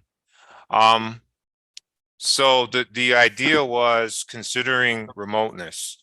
The census description is sort of using where the school is relative to where the nearest metropolitan and micropolitan area is. As we had discovered, and this is just an example, Tooele, for example, was considered as far as the metropolitan statistical area measure that the US Census uses, that was considered a center for Salt Lake, the Salt Lake area, which really doesn't really make any sense if you know the area as we do. So the alternative, we consider remoteness, but something else to be considered would have been a typical driving time. You'll see this towards the end. And then also maybe distance from a nearest school serving the same grade within a district. So it was extended in a sense that the original report didn't consider remoteness in the formula. Now it did. And then those weights were adjusted accordingly with regard to remoteness. So the original model hadn't done that. It had just incorporated district size. And now we're incorporating remoteness. So adding that. And that was a suggestion we had kind of agreed upon when we met with WestEd over several meetings. Let's see what happens when we do that. And so, sorry, my mouse is a little sensitive. That was something we had done. Another factor was, so this is a cost function, and the idea with economies of scale. So an analogy would be, think of a TV. And TVs are used in schools, perhaps, I don't know, to provide programming, format, etc. And you have a classroom full of 25 students. That TV, given a certain cost, that TV may also provide the same facility as if you will, for 50 students. I mean, if the classroom is a little bigger, obviously. And so the idea is that as that TV is pretty much is providing the same functionality. So on a cost basis, if you were to divide the cost of that TV by the number of students, those costs are going down. And so this is the idea with this model. So going into that, the 25th percentile is a point where WestEd had thought that was basically the 25th percentile in terms of the cost function, in terms of, if you think from a statistical standpoint, where those costs have gone down so much that that's where there should be a cutoff, because what happens is as you increase, the threshold of sorts with regard to weights, the point of the study was to examine rural economies of scale, and you really don't want to fund the bigger schools because they can readily afford that TV. And as they spread that cost of the TV over more students, the cost falls. And so there's at some point, the point of the study was to fund the smaller schools, the rural schools and remote locations. And so this was another point of consideration, was where do you exactly make that threshold? Where do you start reducing those weights? So they picked 1,694 students. And at that point, the weights they reduced the weights. The WestEd team did considerable analysis, sort of fiddling around with the weights, with the threshold, excuse me, to see what would happen. There is an additional Excel spreadsheet that actually you can fiddle around with. That's the actual funding formulas with regard to this model, in which you can see, if you fiddle around with the thresholds, you see how the costs go up or go down, depending on if you increase this 25th percentile number, if that makes sense. In other words, if you increase that 1694 to, let's say, 2,000 or 3,000, and they picked where they cut off the funding completely 10 times that threshold. So approximately it's 16,940, but let's just say 17,000 students at which the funding is cut off. And the point being, logically, the bigger schools, the point of NEST is not for these big schools that have 17,000 students. So that was something that was another point of contention that sort of was addressed in this study. And in the addendum, they go into great detail, I believe, in explaining how they came up with the 25th percentile and why they fiddled around with it kind of to see what would happen, but ultimately stayed with the 25th percentile. And in line with the study, what happens, and this is a cost model, as schools get bigger, like I said, the TV analogy, costs go down, and there's particular points at which the cost goes down considerably because you just have so many students, and if you look at it just as a cost basis divided by the number of students, that TV, that the cost of that TV per student falls, and that's the point of the cost model itself, the cost function. They considered, like I said, alternatives, but the original recommendation seemed reasonable. However, they also they were open to the idea from a research standpoint that, yeah, and they mentioned this in the addendum, that there's, there could be things done in terms of, again, fiddling with this threshold, for example, alongside changing the remoteness measure in terms of how we consider what the funding formula will be. So this is a good analogy of this 25th percentile and how the weights decrease, That 25th percentile, that's that 1694. If you look at the change, if you look at, I'll give you the picture here, I believe. If you look at the change of that 1694 number of students figure, you see that the decrease in the weight, like the rate at which it decreases slows down. So that was the sort of threshold they picked. So if you see, for example, you wouldn't pick a threshold here because the decrease in the costs per student is still going down considerably. But once you get to right around here, and this is a rough representation graphically, you see how this orange curve is just decreasing slower and slower as the number of students continues to increase, excuse me. So this is just some numbers here. When you fiddle this with the Excel spreadsheet, you do see, as you fiddle with those weights, it's not so much the weights as much as just the number of students. As the number of students goes up considerably, even for a small weight, like this is 0.0004. That's well, tens, hundreds, thousands, 10,000s. Because of the size of the school, it changes the amount of funding considerably for the larger districts. And so that's why they wanted to pick that threshold and be careful about it. Sorry. The idea of the threshold is that you're trying to help remote schools. Typically, those remote schools are small, and you're not really the goal. policy wise is to help the smaller schools that are in remote areas. If you change those thresholds, then of course that changes the funding formula, the results. So that they make a point of the addendum that policymakers do have, they should consider the impact of different thresholds to see what they would consider to be the most effective and the most equitable funding. So the model allows for that to happen.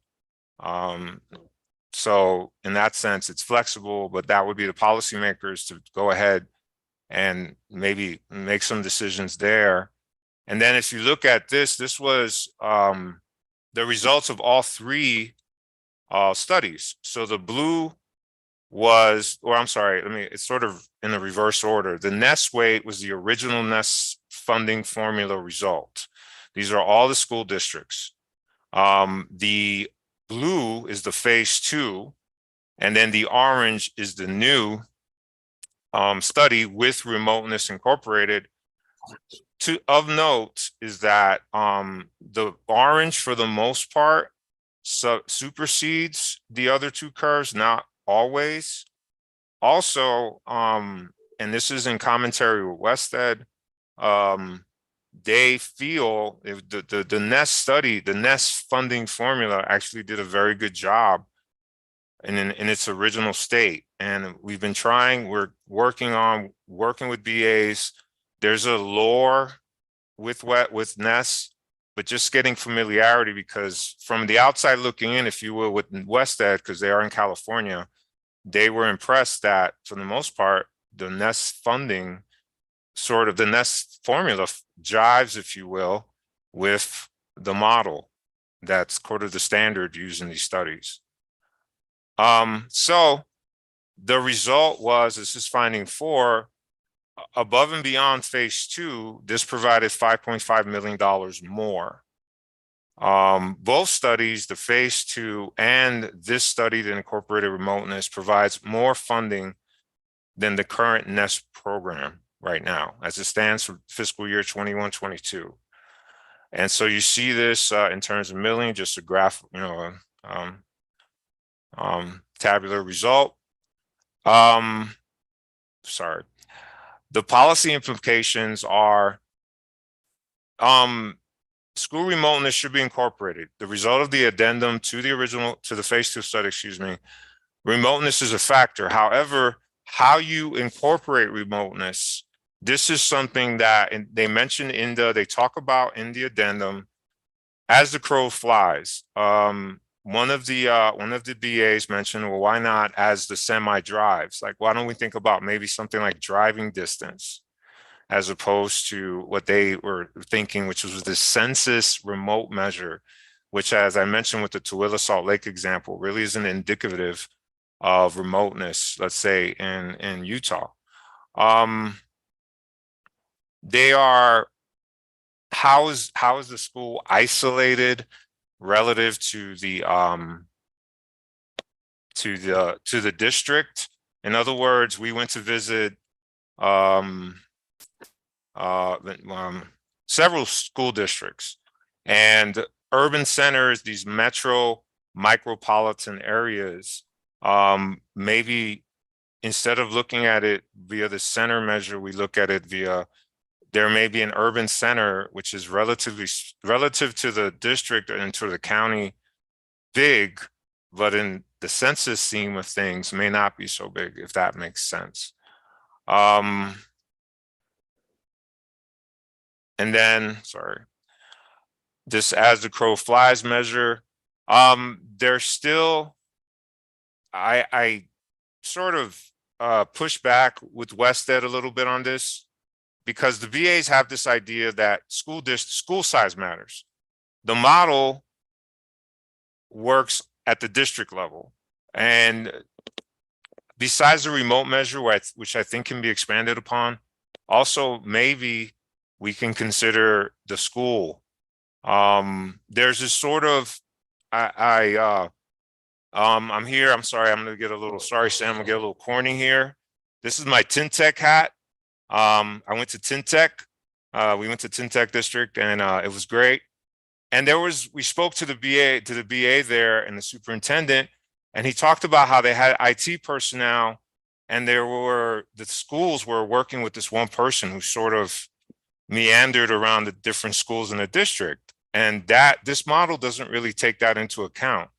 In Paiute, we went to a gym, and the gym, nice gym, also served the superintendent there. It served also as part of sort of like a place for the kids to go after school and on the weekend, and it served the community. And so that is something else that a cost model like this isn't really taking that into account. Those are sort of these quantifiable factors, if you will. And so these are sort of some of the expansion sort of things that we can consider as we move forward here. So I think with that said, that's all I have. Any questions? Looks like Vice Chair Davis might be raising her hand. Yeah, how did the RESAs impact the study? The funding for the RESAs and the services from the RESAs impact the study for the rural funding? The RESAs? The Regional Education Service Agencies. I don't think Wested, they did the study, and Sam, follow up here, but I don't think they considered that because they just don't have the familiarity. Madam Chair, Deputy Jones. Yes, go ahead. Yeah, there was no inclusion of consideration of the RESAs, the Regional Education Service Agencies in this study, ma'am, as far as I know. Correct. Yeah, you think about it, they really don't impact, RESAs are awesome, but they don't really impact transportation costs or building costs or lunch costs or food service, those kinds of things. So yeah, but they impact a lot of services costs. So right. Okay, thank you. Madam Chair, if I may add some context on the way forward, I know we're short on time. We've met with the Governor's Office of Planning and Budget and the Legislative Fiscal Analyst's Office. We are meeting with them June 15th and providing some scenarios on ways forward too. As Nestor went through this model that's been created, it's a great starting point. There are some considerations, like he mentioned, like what do we determine? And we have decades of experience with the necessarily existent small schools program, but some of those different remoteness measures and some of those different considerations, for example, in the new funding model, Tooele School District and Washington School District, who currently receive funding through the necessarily existent small school program, would not under the just the Wested cost function analysis model. Obviously, we want to not have any LEAs lose money. We want to have a great outcome for the system as a whole, and so we are kind of furthering this as we go along. We've got some good research, some good empirical data, and now we are in that space of we want it to be complex enough to capture those variables that need to be captured, but also simple enough so that it can be replicated and it can be continued and it doesn't live in a in Nestor's computer that is smoking because it's working so hard. Those are some of the sorts of things that we're wrestling with and we'll continue to work on. But June 15th is going to be an important meeting that we meet with the Legislative Fiscal Analyst's Office and the Governor's Office of Planning and Budget as we go forward to look at what remoteness measures would look like and those sorts of things. So hopefully that's helpful context. yes, very much so. Chair Moss. I dropped my hand because I noticed we've got 15 minutes until our next meeting. So I can follow up with Sam outside. Thank you very much, Okay, Nestor. thank you. Vice Chair Davis. Yeah. Was the small schools administrative cost included, or any of the things that are across the landscape for our rural schools, or was it only WPU? Madam Chair, if I may, Yes, sir. the comparison, it does, the small school district base funding was considered. Generally, those comparisons that Nestor referred to are necessarily existent small schools program only compared to this new funding weight. So it's layered on top of the WPU and any other funding streams. May I follow up, Chair? Yes. Yeah, I was hoping they would look at all the pieces of the puzzle across the board. And then we could get an idea of, even with an increased weight, we still need to have this or this or this or this. It's kind of tricky when all those puzzle pieces weren't included, but thank you. Chair, Yes. sorry, just one comment to throw in that same hopper. It was interesting that the significance of remoteness was the ability to interchange and transfer staff, not so much transportation costs or other things like that. And so I think that factor does have some significance to the question of administrative burden versus teaching staff. And so I do wonder how that applies. And so I guess that's an area for future discussion. We've also wondered how this analysis might apply to charters, which are a single school LEA, don't have interchangeability of staff. And so remoteness is one factor, but it's a slightly different factor than what I had kind of understood it to be. So maybe that's something to explore, and I'll check in with you later. Yeah, that's interesting. Thank you. All right. Well, seeing no other hands, it looks as though we have concluded this very informative presentation. Thank you both. And we have another meeting coming up in, it looks like about 13 minutes. So let's have a final motion. Move to adjourn. Move to adjourn. All in favor, say aye. Aye. All right, thanks, everybody. Thank Thank you. you. Thanks, See you in a Chair. minute.